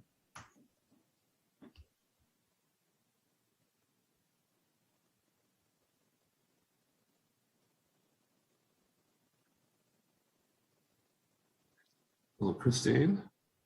Christine. Michelle, Christine Talbot, I think, needs access to speak there. Hi there. Sorry about that. I'll lower my hand now. This is Christine Talbot from Quadriga Landscape Architecture, and thanks, Kirk. So yes, you're looking at the landscape plan, and just to orient you a little bit, north is to the left, and then south is to the right. I always have to tell that to myself. So I think that, some of the important things that we heard from the neighborhood group that I want to reiterate with the landscape plan is the pedestrian connectivity that we're creating by improving the sidewalk and streetscape along West College Avenue and also Cowell Lane, including street trees and stormwater improvements. So I think it'll really create a lovely environment and help some screening from the street and provide some shade. As Kirk was discussing, there's entries off West College and also off Cowell, and then there's pedestrian entries all along the frontage. So there'll be free movement in and out of the property. Some of the approach that we took to the design as far as open space, we're providing the 3 required spaces based on the design guidelines. One is the tot lot, which is really the center feature that you see in red there in the center, and it's adjacent to the community room. So there's kind of an indoor-outdoor usability to that space and eyes on that space. And there will be shade trees and plantings, so it'll be a pleasant space to play. We also incorporated more of a hangout space to plan north of that area. There's what looks to be an eye that has trees flanking both sides and some seating there. And that's intended to be, like a teen hangout space with maybe some game tables, space for dining and hanging out. Still visible to residents, but set aside a little bit. And then our third, more organized open space is the community garden that's to the lower left of the screen. We've incorporated some area to provide garden space for residents. And then, the majority of the site, we've created these little seating areas around, just little nooks so that people can get out of their house and maybe have a seat outside and look at the landscape or have a private moment. So we wanted to incorporate a lot of those little moments as well. The tree planting is going to be consistent with fire requirements. So we haven't specified exactly which trees we'd like to plant on site, just pending aerial access requirements. We do know that we will have to have some lower trees on Cowell Lane and then also on the main drive lanes. So we'll be looking for those spaces where we can incorporate larger shade trees for sure, to make up for the fact that we have some smaller trees to provide fire access. Overall, the planting pallette's going to be, meet the water efficient landscape ordinance. We're going to be very concerned with water efficiency. We're not providing any lawn space. It's all going to be drought tolerant, in quotes, water efficient landscape with lots of interest and, kind of very, like we like to say, bulletproof because of the use. So we want it to look good all the time. And I think that we did talk last time about tree mitigation. We'll be removing a couple larger oak trees for the street improvements, unfortunately. So we'll be looking to mitigate those on site. those oak trees, and then also the walnut trees that will be removed. Thank you so much. I will turn it back over to Jeff.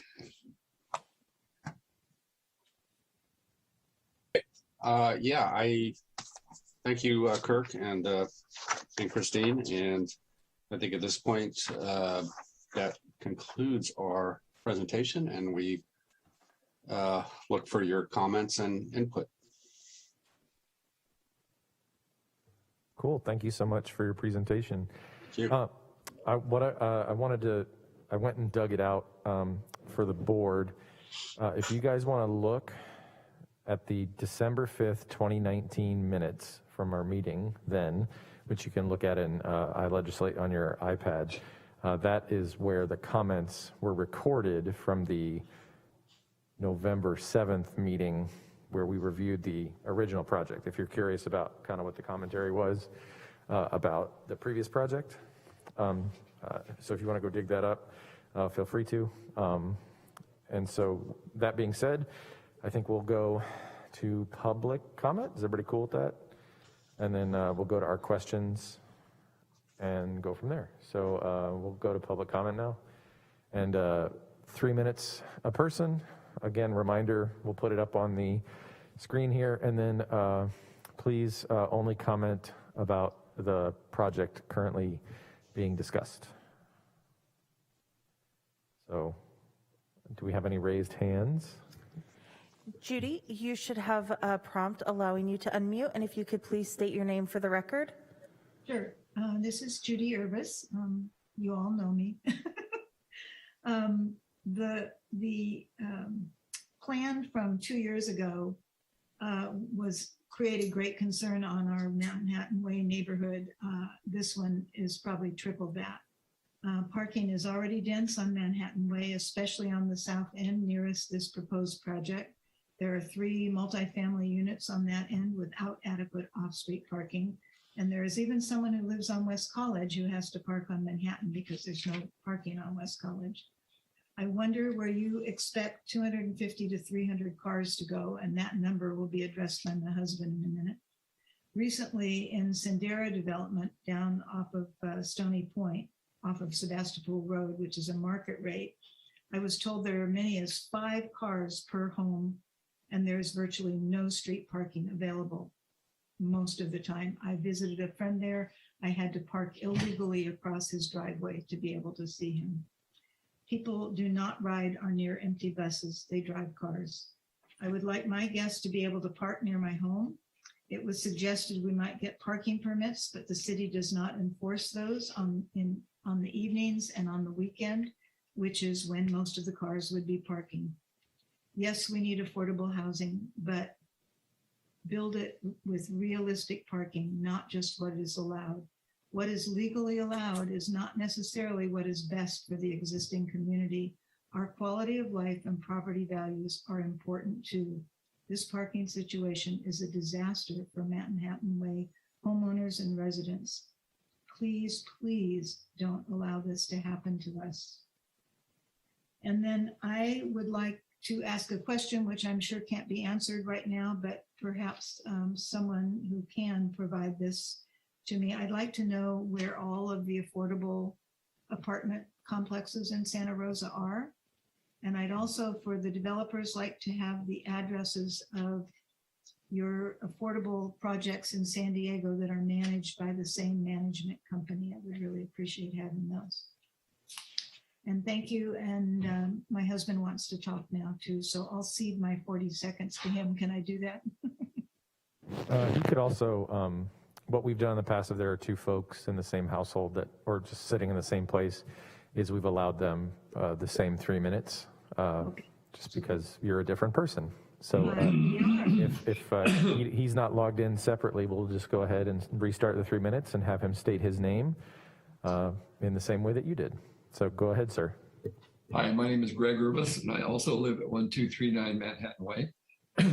And talking to the parking issue, some kind of back of the envelope math that I did based on a PD article yesterday saying it's totally possible that a 3 bedroom apartment can have 5 working adults in it. If that's the case, that generates 208 cars or trucks for the 3-bedroom.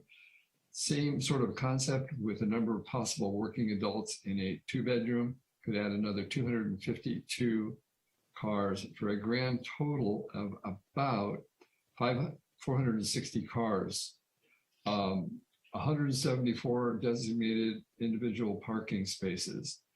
I'll dial that back. And even if there's only 2 cars per unit, which is going to be a low number, what's going to happen is we're going to have 102 cars basically looking for parking spaces on Manhattan Way or Wild Rose, which is just immediately south of the Safeway parking lot.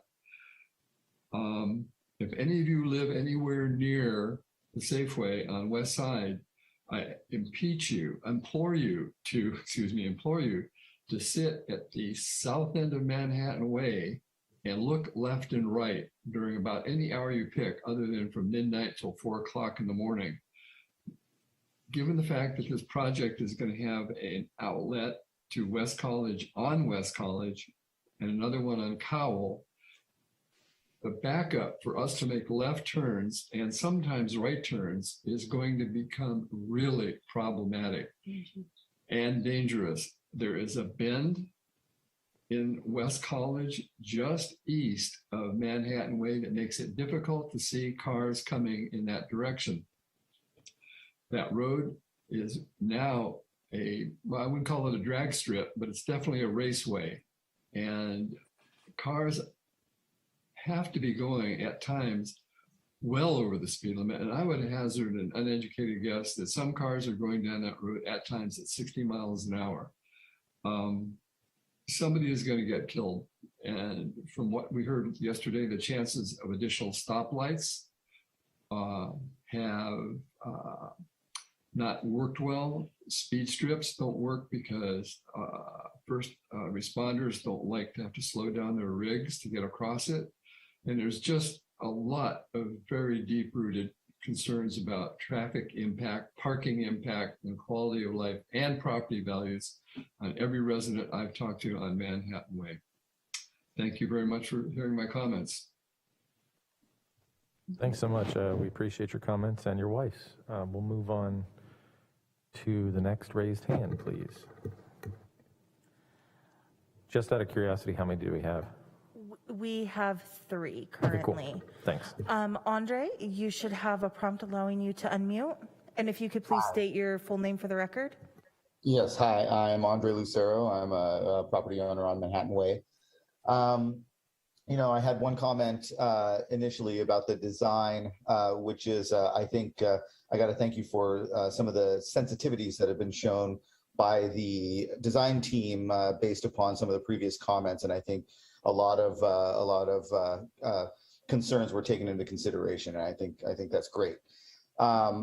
My concern about the design as it is that the one side that is facing West College Avenue, even though it pops in and out, it still appears as very much a big tall wall that has a lot of elevation to it. And I'm thinking that maybe the lower floors could be out proud of some of the higher elevations, and that would be more in keeping with some of the architecture that's in the area. And then the other comment that I have somewhat reflects what we were hearing before, in that the number of residents has greatly increased, and that is a concern from parking and from just general, population increase in the area. And I understand that we do need low-income housing, and we need housing in general, but I think it's a really high density for this location. And that's all I got to say. Thanks so much. We'll move to the next person.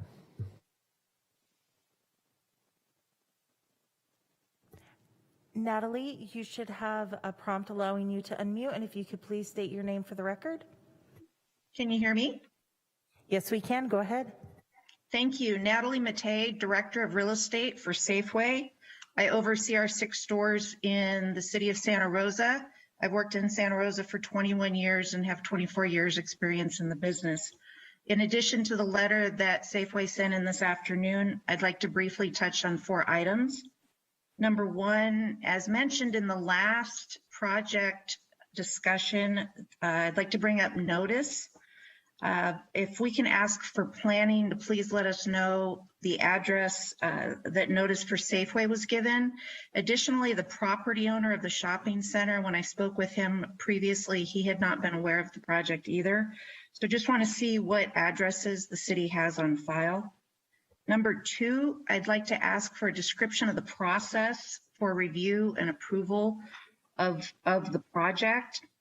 I've been told that no application's been filed, yet there's been discussion with the design concept review. An application is supposed to be filed. So I'm a little fuzzy on what the actual status of an application is. That dovetails into my number 3, which has to do with the site plan lacking dimensions, and also questioning whether there's been accurate base drawings submitted to the city. We've discussed with the applicant, we've requested CAD drawings so that we can run our delivery truck templates on Cowl.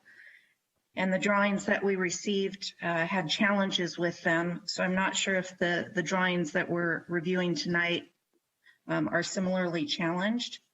And then last, number 4, we're concerned not only about the parking deficits, real life implications for our customers and for the neighbors' quality of life, but there are physical impacts on the environment that are associated with those impacts. So if we have a parking deficit at the apartment complex and residents are trying to park in the shopping center, which we would tow, but we don't want to come out of the gate with that, we're going to be looking at safety implications of traipsing through the landscaping, crossing the street with unknown pedestrian and bicycle connections there, or cars simply circling the entire shopping center in the neighborhood looking for parking because there's not enough in the actual project. So if we can please get responses either tonight or as follow-up to the comments raised in the Safeway letter and the 4 items I discussed just now. Thank you. Thank you so much. We'll go to the next public comment. Is this the last one, or do we have any more? Yes, it looks like this is the last hand. Okay, excellent.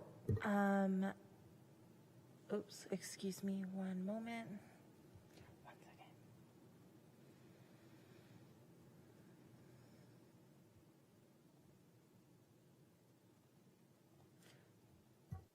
Steve, you should have a prompt allowing you to unmute.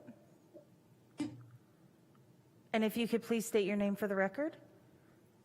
Well, hi, my name is Jean Heben-Streit. I'm Steve's wife. He would also like to speak if that's possible. We're husband and wife. We live at 1243 Manhattan Way. And we have many concerns regarding the project, primarily density. We just feel that there's the traffic already is very difficult out on West College, where some of the neighbors trying to make a left-hand turn, and we do have a center lane, and sometimes there's a collision of one person's trying to get in going right and left, and we've had many close calls, one recently with a bicyclist who happened to be going the wrong way. So first of all, West College is not bicycle friendly at all.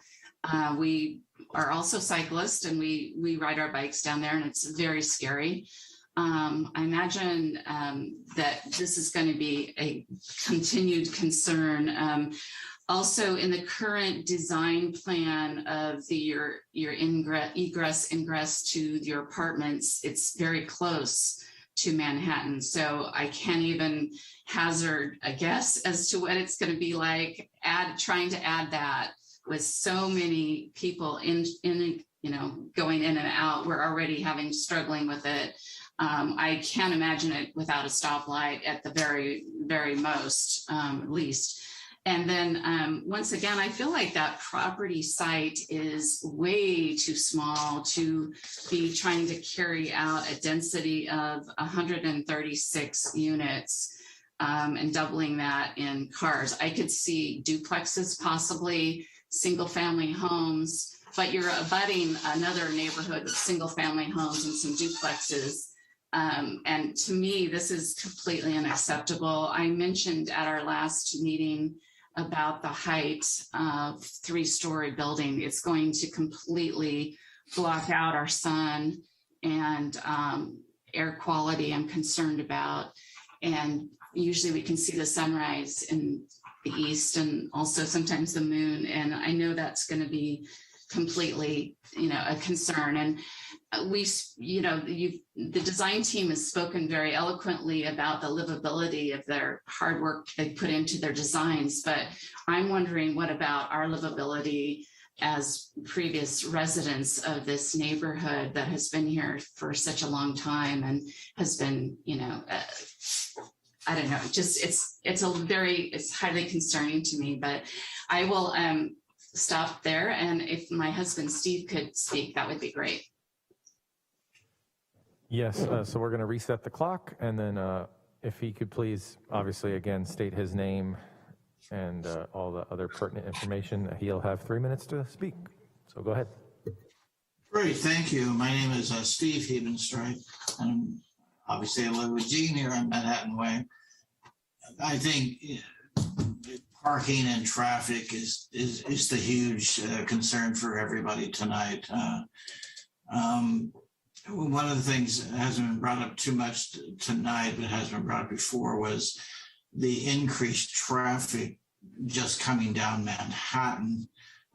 We are, good or bad, there's sort of a feeder street from College over to the nearest elementary school to this project, which would be Helen Lehman's elementary school. And about 3 times a day, pretty much been clockwork, as the parents bringing their kids to school at 8, picking them up some at 12, and then coming back at 2:30. And at those times a day, boy, the traffic on Manhattan is crazy.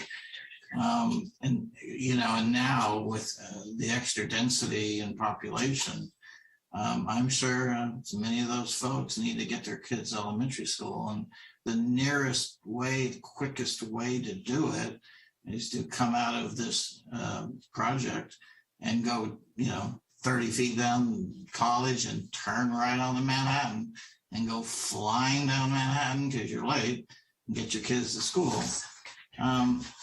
It's just, I just can't even imagine this.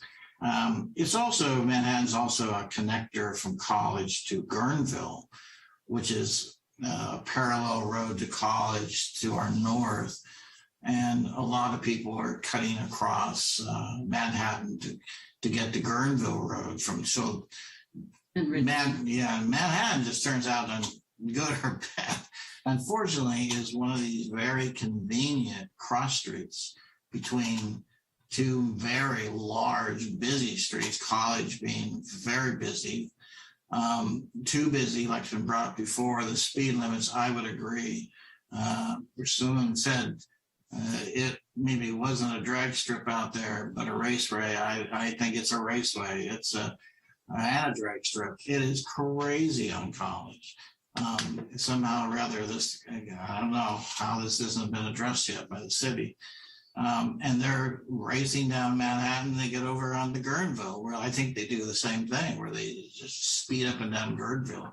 And this has all become going to be much more of a problem with a large development, high density, that's feeding into this. And Manhattan just unfortunately is going to be right in the middle of all this.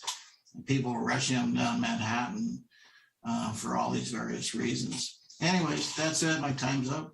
Thank you for letting us speak. It's very nice. I like it. And thank you for attending and speaking. We appreciate all public comments, as we've previously stated. Michelle, do we have anybody else raising their hand? No, there are no other hands. So seeing no more raised hands, we will close public comment. And so I think what I'd like to do is I'd like to address a couple things quickly that I heard in public comment, which the board will likely ask. So I thought I'd address it this way. So we did kind of go over the DRB process earlier, but Amy, could you give us a quick summary about what this project would experience specifically to help aid the Safeway folks?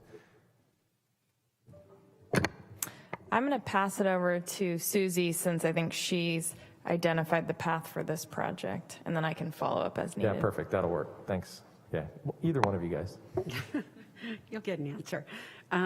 So the permit path right now, it's really pre-formal application. So there has been an application submitted. It's an application for concept design review, and this has been a real challenge getting that understanding clear. So I'm just going to give we have 3 types of pre-application applications. One is a pre-application meeting with staff where the applicant presents their project to staff and staff gives them the guidance to get through the entitlement process.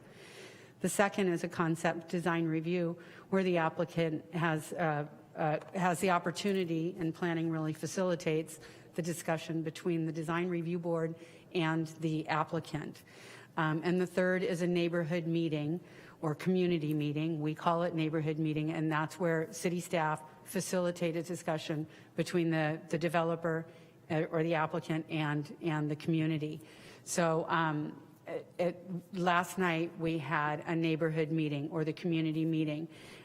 I tried to explain at that point, and I will now, that city staff have not done any analysis on this project other than looking at the permit path. So the next steps after this concept design review requirement has been met, because again, this property is within the a priority development area. So through our resilient city measures and addressing the housing crisis, we have enabled those projects to come to the design review board on a concept basis, get adequate feedback when you're able to, and then the project can go to the zoning administrator for a public meeting and review, which is intended to be a much easier process. It is still discretionary. It still requires all of the CEQA review. And so what would happen if we get the comments from the board tonight? The applicant can take all the comments that they've gathered so far, go make their adjustments to their plan packets, and then they'll come in and they'll submit their formal density bonus application, which is staff level review, design review for the zoning administrator. And yeah, that's that. And at that point, I believe the zoning code requires within 45 days of that application submittal that we send out a notice of application. We have received very clear instruction from the council that affordable housing projects are our #1 priority. However, these still take quite a bit of time to review the impacts, and I'd like to just address the parking and the circulation is something that we will look at. We will look at it in depth. We're not going to create an unsafe environment. So. Yeah, so I think just to clarify again, so tonight we're not taking any action. We've talked about this before. We provide commentary to staff. Staff then goes back once the formal application has been submitted for, the zoning administrator component, which would be minor design review, just to clarify what that is. Major design review is when you come here to the board. So minor design review, well, you could do major, whatever. There's a wrinkle there with some of the prior development areas, but we won't go into that. So what ended up happening then is so they take their documents, what's required by, what would normally be required for preliminary design review and final design review, they have to bring to the zoning administrator. So they bring a full package to get approved. It's a public hearing, but it's ministerial instead of a board. Or isn't it ministerial? Isn't that the difference? No, it's discretionary. Ministerial is more like a building permit. Yeah, I always mix this up. So anyway, it's still discretionary, but it's a staff member as opposed to the full board, thus hopefully making the process more expeditious.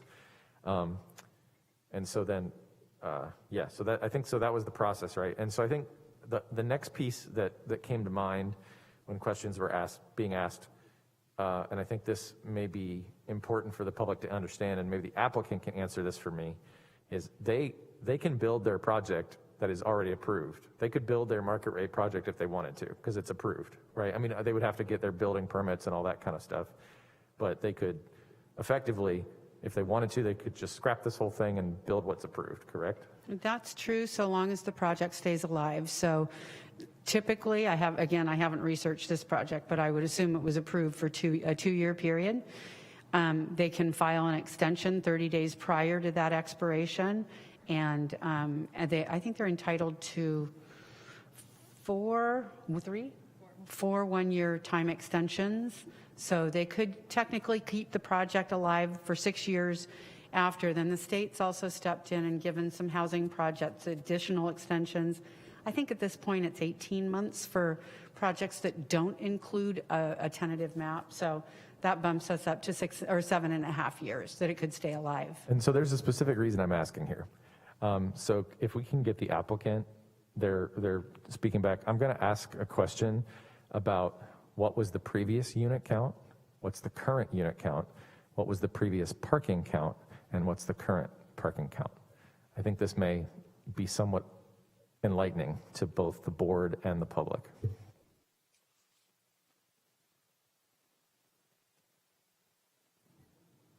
Jeff, you should be able to unmute. Yeah, I just unmuted. Okay, the previous unit count was 117. Our parking ratio, I'm sorry, Chairman, It's okay, I looked it up. I'm trying to drag it out of my memory here. But I think it's our 197. parking ratio was like 1.6, something like that. Yeah, it's 197. I pulled it out. I just was hoping you would do it. Thank you. So But it's 197, yeah. Okay, 197. So this project is 136 units and 174. As I said, in our current planning, we're looking at 178 or 179. So we're looking at the difference between 1.6 and 1.3. I think that's accurate, Chairman. But don't hold me to that. No, exactly. I totally get that. And here's the reason I ask. So the project as currently approved has less units, but more parking. But it only has like 19 less units, right? Right. Yeah. 19 is right. Yes. Right. And then you have, maybe 20 less parking spaces. So then my follow-up question is, because this is an affordable project, what we have seen with a lot of affordable projects is deed restrictions in terms of rental agreements, whereas you may or may not get a parking space, right? Do you guys have any plans for that in terms of, if you rent a studio apartment and you don't have a car, you don't have to pay for the parking space kind of thing, thus effectively reducing the car need, I guess, at the property? We have no studios, so we haven't really looked at, and I might defer to Chelsea and Con Am on this, but we haven't looked at exactly how that will work. Other than that, we have one per unit plus some extra. But how that actually gets allocated, I would have to defer to my affordable housing people as to how that gets done.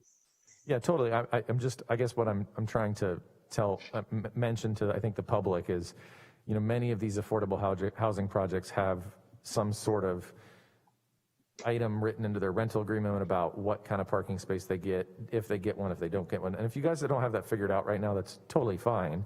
But I just wanted to point out that that's kind of how parking can be controlled, like car usage, things like that. So there are ways to do that to kind of make it less, car intense, I guess. And Leah, thank you so much. And can I please maybe ask Sherry Hoffman or somebody on her team to weigh in on that, please? And I would point out also one thing, that this is specifically a family-oriented project. So the idea is families with kids, okay? Not 5 working adults living in these units. Not to say that couldn't happen on an occasion, but that's not the intent of this project. The intent of this project is put kids in beds. And that's what we're trying to do here. So there are more bedrooms for sure, but we see kids in those bedrooms, not the other thing. So Sherry or somebody from the Chelsea team, can you guys chime in on this, please? Sherry, you should have a prompt allowing you to unmute. Hello, good evening. This is Sherry Hoffman from Chelsea. I don't know if Ken from ConAm is on our professional management company, but I will respond as best I can. And to comment on Jeff's comment about the household sizes, yes, it is true that these will be families with children. We would not have 5 separate adults living in an apartment with 5 cars. This is 4 families. And regarding the cars, we do have parking management that we can put into the leases, which is why I would defer to ConAm. And again, I don't know if Ken is on the call. We do require, we have given permits to the household so that they have to record the number of cars that they have. Each tenant must put within their lease the number of cars they have, and we could authorize, we can allocate parking permits to the residents so that we keep guests out of the project. We manage that very well with ConAm, keeping guests out of parking at the project. We do find in our affordable housing, Chelsea's developed over 120 projects. I've been with Chelsea about 25 years. Currently own and operate about 94 projects, 8,200 units. And we do find that our average parking count is about, on a family project, is about 1.2 parking spaces. So we believe this 1.3 ratio is sufficient to meet what we commonly have at our projects. Again, we own and operate about 94 projects now. And so we believe that these ratios are appropriate because there will be families living here with children. Cool. Thank you so much for answering those. I think those were kind of the big ticket items from the public that I heard that I thought that we could try to plow through there. So now I'd like to go to questions from the board. And it looks like Michael's chomping at the bit over there. So I'm gonna let him go first. I had one question to tack onto yours. I did not see the original application. It was during my hiatus. So my question was, did I hear that there were garages in the original, in the current? Yeah, in the original one, it looked like I think there were 17. It was either 77 or 17. I looked it up and then I pushed it away just because I wanted to. If I might defer to Kirk on that, but there were garages. Yes, they were taking up basically livable space, I guess you would call it. But yes, there were garages. How many garages? I'm trying to say that effectively, a number of those garages may or may not have had cars parked in them. So the 1.6 may really have been 1.3 by the time you factored in unparkable garages due to those being filled with storage or ping pong. You try to control for that, board member Birch, but yeah, you're right. I'm just saying effectively it may have been the same rate by the time you were done on an ongoing basis, despite your best efforts. So, right. As far as are we on questions or yeah, I was trying to get kind of the big questions from the public kind of out of the way. I thought that would be helpful for the public and the board, because I imagine some of those questions from the public perked up your ears as well. So do you have any other questions of either the applicant or staff? I don't. Okay, awesome. So we'll go to John. Any questions of applicant or staff? No, I have no questions at this time. Thank you. Perfect. Thanks, John. Adam? No questions. I'm sorry. Cool. And Sheila? Just a couple. I'm curious, and maybe this is for Sherry Hoffman, if there is a manager or manager's unit on site. And then my second question is on the building plan exterior elevations. We have schematic front elevation A and schematic front elevation B. And on both of those, there are these horizontal bars. And I want to say they're stucco. One's orange, one's white. And I'm wondering if those are decorative pieces or do those have a functional purpose? And those are my two questions. Thank you. Okay, so Sherry gets one and Kirk gets the other, I believe. Yeah, okay, and this is Sherry. Yes, there is. There is an I don't want on-site- Sherry. I don't want Sherry answering the second one. Okay, thank you. Go ahead. Okay, yeah. I'll take the easy first one. There is an on-site manager that lives at the property and will be working in the office daily. Well, they'll have a day off or two, but we operate the leasing office and an on-site manager does live on the property. And then the architectural question to the architect about the orange and white. I think they're porches potentially, but I don't know. I think, is that what you were asking, Sheila? Yeah, I think they're porches, but he'll know better. Yeah, I just need to understand exactly where it is. We do have siding on the front of the building, which has horizontal lines on it. I don't know if that's what you're talking about on the base of the building, and it actually pops up to the second story, but the other horizontal lines would be at the balconies with handrails above them. And maybe that's what you're talking about. And so we did want to, Board Member Wolski, we did want to make sure that the residents did have some outdoor space and some outdoor storage opportunities in each unit, and that's what we've done. Okay, so these are the frontages of the balconies, and they provide maybe like a privacy screen. If I specifically knew where, but generally speaking, we do not try to make. So if you're talking, I had staff throw it up on the screen here. So Great. I think what Sheila's talking about is the C-shaped kind of backwards and forwards banding on both elevations. Yeah, the C that's a backwards C-shaped. Oh, that's actually like a shadow box. It's built out from the face of the building by about a foot. And it creates some form on the outside of the building and breaks up some of the flatness of the character of the structure. It's similar to what we did on the previous approved scheme. Okay. All right, thank you. So it actually builds out from the more yellow background. It's actually built out a foot from that. And I think you might be able to see a little bit more in the perspective. Yeah, go to the first page of the applicant presentation.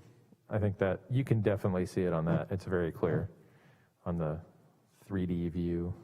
Yeah, it's actually a pop out on the face of the building. Sheila, I've seen it now. Okay, yes, I see it much better now. Thank you. And there are some balconies, I think, tucked behind it in some instances, and then it's also just proud of a wall. Yeah, in exactly. other those windows and stuff. Okay, perfect. You good, Sheila?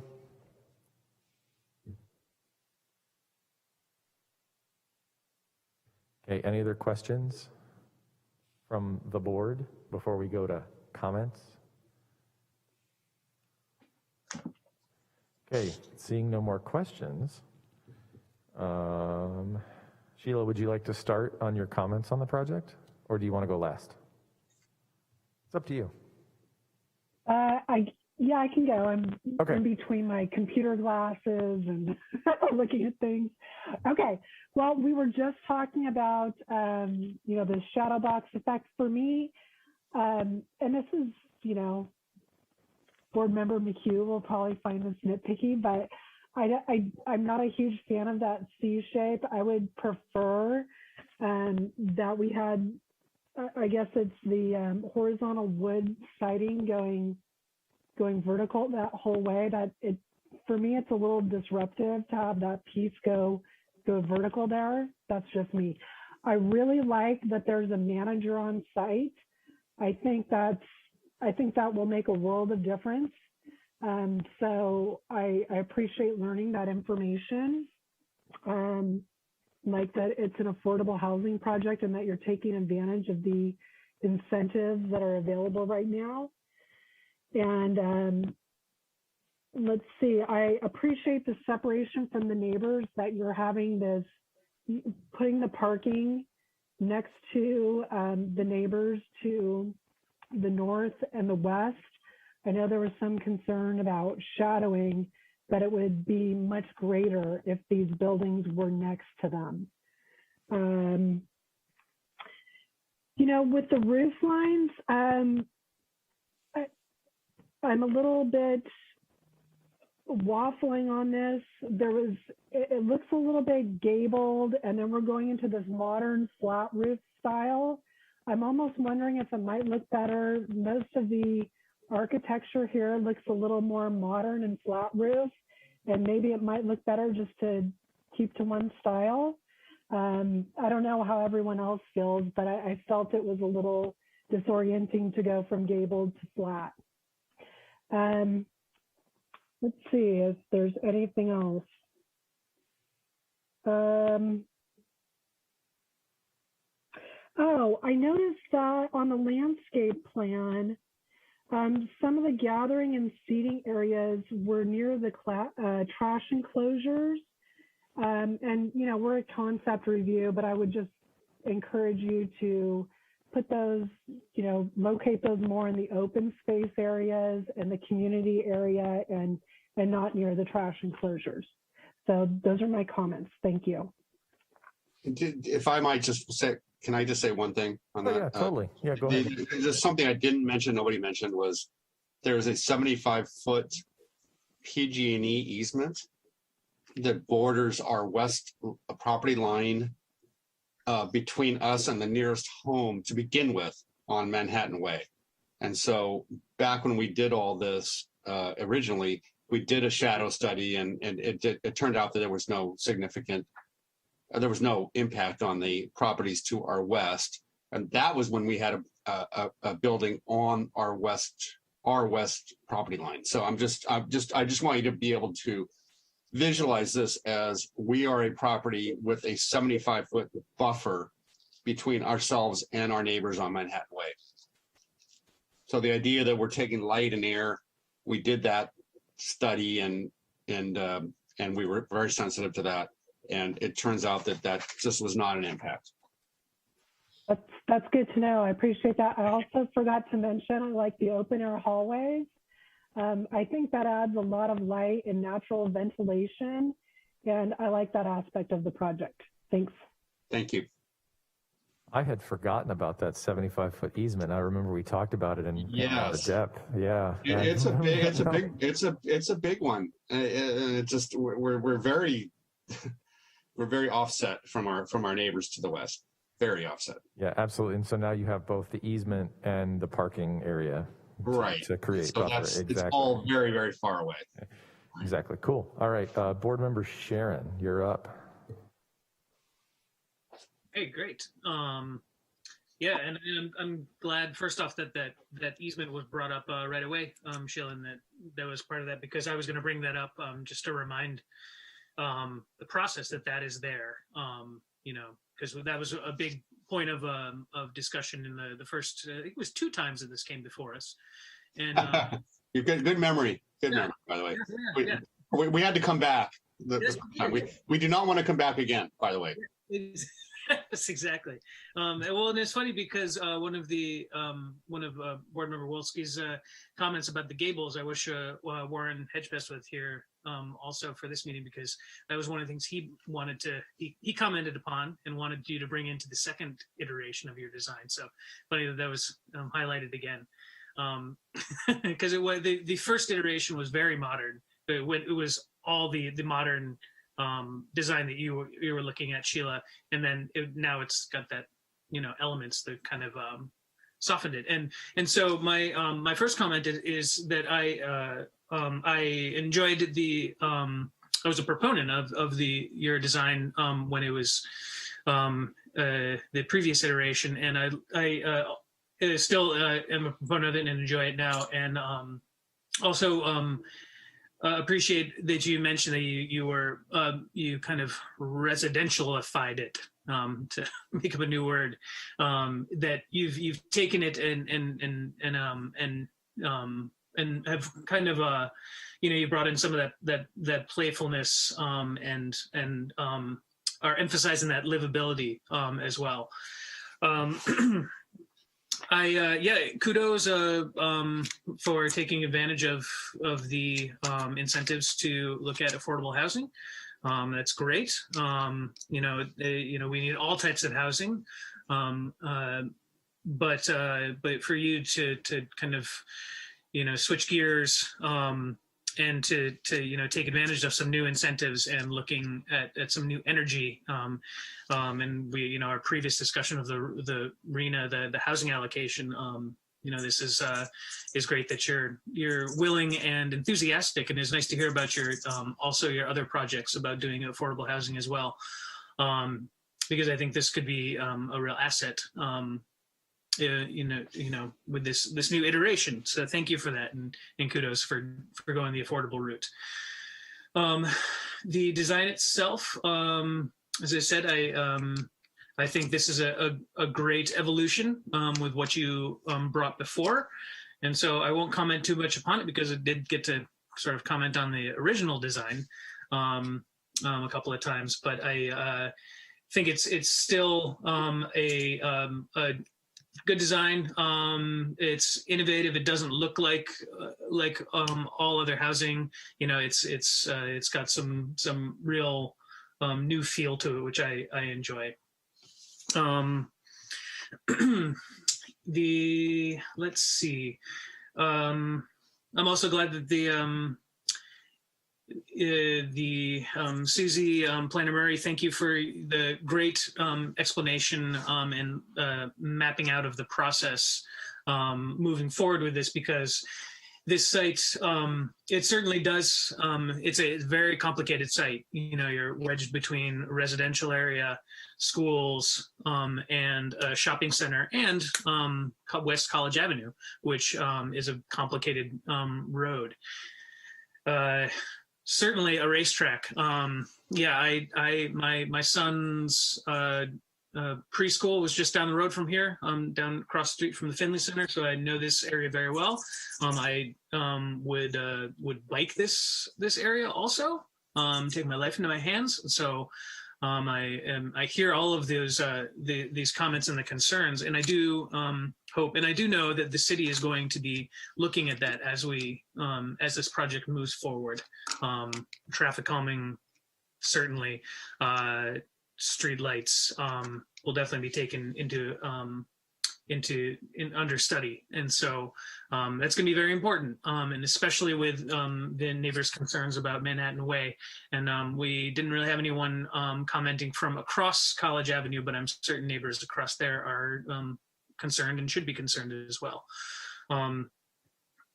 So thank you, Planner Murray, for really laying out the process for us, because I think it's going to be good for people to feel secure in knowing that all of these concerns are going to be brought under that purview. As far as so I talked about the architecture, the layout. Yes, I appreciate that you're really thinking in terms of livability, in terms of family. I would want to push that a little bit more in terms of the site layout, and really, I think Sheila mentioned the gathering areas near the trash enclosures, kind of thinking about where they are. I think there can be some thinking about really how to create spaces for this very dense development, to really create spaces for people to have some livability and some kind of ownership outdoors. That the two central gathering areas, the teen hangout area, glad that you called that out. It's always tot lots that are specified, but I like that. So thank you for that, Christine. And along with the play area, another area that it seems kind of tacked on a bit is the community garden area. In terms of outdoor spaces and livability and ownership there, I wonder if having that be more of a multi-purpose area could be a real asset to the site.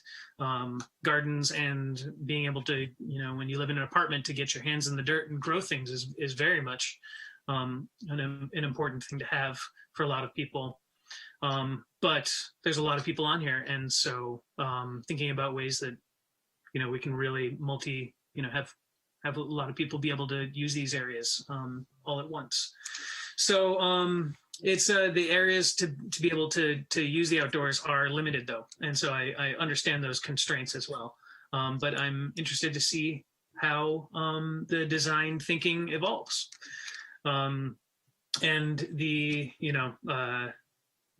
in terms of the layout, and also it's I really appreciate the leafiness and trying to bring shade and minimize heat island like we talked about in the last project. I think this is well on its way, and it's, I think, in some great iteration and great evolution of this project. So thank you for this, and best of luck with the process. Thanks, Adam. John? Thank you so much, Board Member Sharon. John, you're up.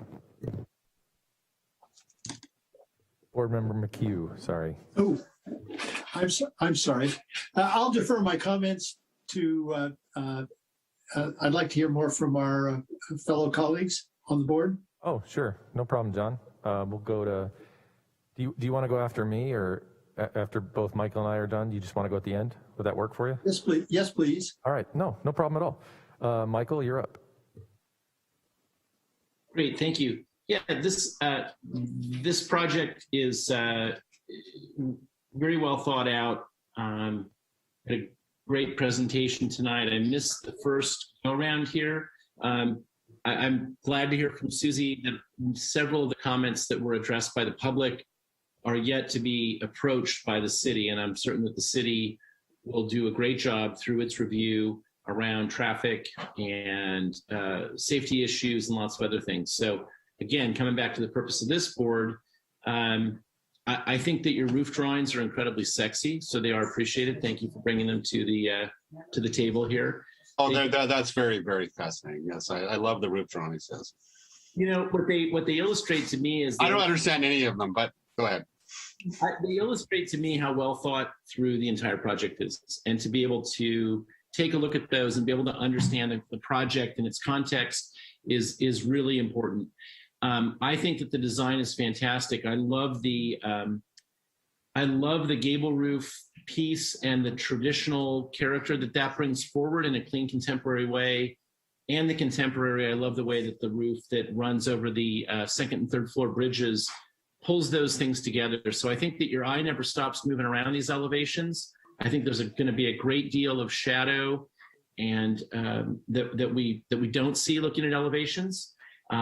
Design professionals can look at a rendering like this and understand it with the level of detail that you've given and understand what's going to happen. So it is, I just think this is a very well thought through project. Obviously, it's been through a good deal of review here before. I think that if the commitment to the amenity spaces that are in the landscape drawings can be met and maybe improved with some of my colleagues' comments, this is a project that will not be difficult for the zoning administrator to pick up on a positive review from the design review board tonight and be able to see it through to the end. So my office has been near this area for decades, and I know the area very well. I do understand the changes it's gone through from being a sleepy, leftover agricultural area to a patchwork development to now trying to form this into something that's a really livable area with great schools, good attachment to transit, et cetera.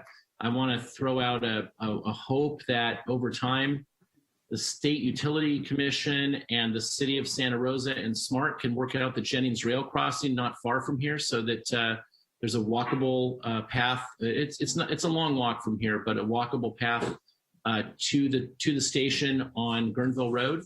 I've been a big proponent of that for a long time, so I want to see this part of town succeed. I would like to see more residents. I'd like to see more vital commercial space. I think this project is a great step toward that. So those are my comments. Thanks, Michael. I guess the only thing for me I agree with everything that's been said, but I think the only thing for me that's maybe that could amp this project up maybe just a touch would be the introduction of an additional gabled element on like the front elevations. And so, Susie, would you mind throwing up the applicant's presentation and going to, I think it's page 7, maybe? No, I need a floor plan. Page 8, page 9, when you get a chance. Basically, what I'm trying to say is, so that the gable elements that you have are nice because they're bumped out, right? So you're doing some sort of relief by providing additional space, or you're doing it artificially by just building it out and cladding it. Either way works for me. I think it would be nice if you actually built it out a little bit, but whatever. But I think you can do the same thing on the go back one. Go back one. Nope. What the heck? A floor plan, not a roof plan. Maybe the next one. Okay. Hey, there we go. Okay. So what I'm pointing out is, so the gable relief exists where the porch and the bedroom are in kind of what's called Plan 1 in the middle there, and that's where you're getting that additional bump out. I think an additional bump out could happen on the Plan 2s where the 2 bedrooms exist facing out. So you could create an additional gabled element similar to the main one, and I think address also Sheila's comment about the banding and how it potentially kind of interrupts the siding that's coming down. I think I liked the banding when it was on the more modern building. I think now that you've made it more residential vernacular, that kind of C-shaped banding doesn't fit as much as it did previously. So I would be in favor of just getting rid of the banding completely and then pulling the horizontal siding all the way down to the ground and adding an additional gable element. Does the architect understand what I'm saying? I think is the question I would ask. If you could maybe unmute him.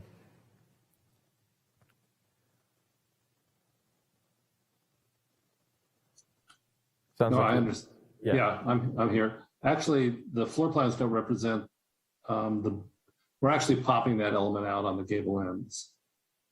Yeah, so I saw that. It's just, I think, yeah. It's not shown on the plan, exactly, because you don't see the build out, but we are building that out. And we actually have looked at putting gables on all of them, but we felt it got too repetitive and too similar. And so we kind of backed away from that, but we could take a look at it again. I think I could go either way, right? I mean, I think it potentially, I understand what you're saying about it being kind of a little bit too repetitive. I mean, I think you could change it up materially in terms of how that gable is expressed, as opposed to using, panels or stucco, as you've kind of indicated. You could use something else. Maybe in that way it's not repetitive in that sense. So I just think that little the C banding shadow box, it doesn't relate to the kind of the new modern kind of modern house vernacular you're establishing elsewhere. That's all. I mean, take a look at it. I'm cool. Like I said, I'm cool either way. I just think it's a way to potentially create a little bit more cohesiveness, and then also, I think, address, just to kind of drive to the finish line some of those original comments about making it more quote unquote residential. But like I said, I'm cool either way. Okay. Sorry, there was one other thing I had.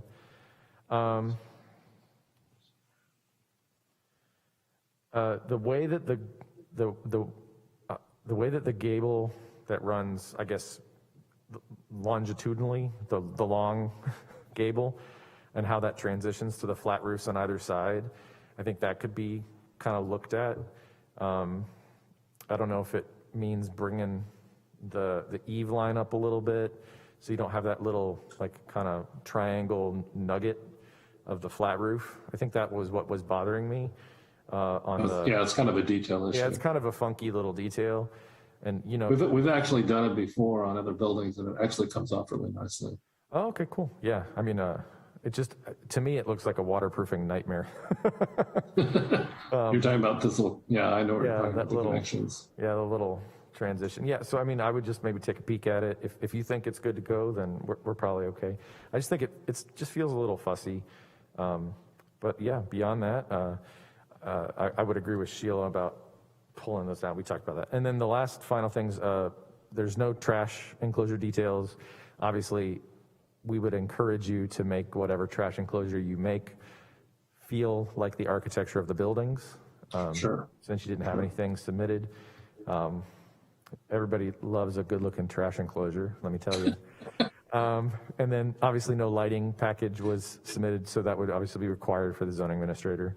But those are all of my comments. So I think we'll turn it back over to John now for him to pull up the rear here. Well, thank you very much, Drew. I appreciate that. I support the comments of my fellow board members, and for me, I like the design. I like the color palette. I'm supportive of what my fellow board members have said with respect to comments, and therefore, those are my comments. So I like the project, and I'm glad that you are developing affordable housing. We desperately need it. It's a project that we have to have, and I'm very supportive of it. Excellent, thanks, John. So that brings us, I think, to a close, unless anybody has any final thoughts. Michael? No, okay. I saw you getting ready to maybe press a button. So that brings us to a close. I would encourage, I think if you have some of the comments we heard from the public, particularly I think the Safeway folks, it sounds like staff is probably going to get in touch with you guys. Do you guys have any other comments? I would just like to request that the applicant be given a chance to ask any clarifying questions, or just verify that they understand what you're looking for. Sure. It sounded like we already kind of had that, but do you guys have any questions, applicant team, or are you good? Jeff Johnson here. I think we're good. I don't have questions myself. I appreciate all of the comments and the enthusiasm that you have for this, which we share to bring this to the community. But I will defer to my design team as to whether they have any comments or questions about the input. And if they don't, they don't. Yeah, well, if they raise their hand, maybe if they have a question. So looks like we got a question from somebody, so. No, there's a problem member. Is that right? Oh, it sounds like it might be a member of the public. Oh, okay, sorry. So typically we wouldn't do this. Is it somebody that has spoken previously? Do we know? No, so it does look like we have two hands raised, one that has not spoken and then one that has spoken. Okay, so typically what we've done, because concept design is kind of loose, I guess is what I would say, and we do like to offer the public the chance to speak. Unfortunately, the person that has already spoken, we will not grant them that right because they already got to speak, but the person who hasn't spoken, let's bring them up and give them 3 minutes here. We'd love to hear your comments. Thanks. Okay, Trevor, you should have a prompt allowing you to unmute, and if you could please state your name for the record.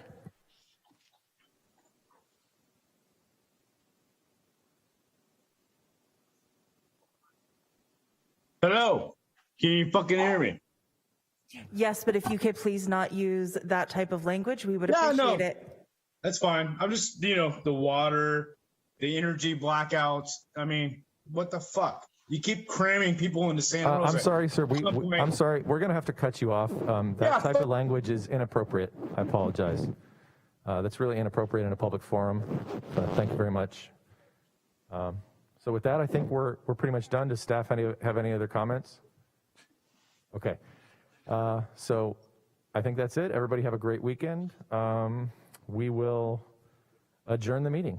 Have a great night. Thanks so much. And thank you, everybody, for your time. I really appreciate it and your input. Thank you. Thank you all. Thanks, Drew.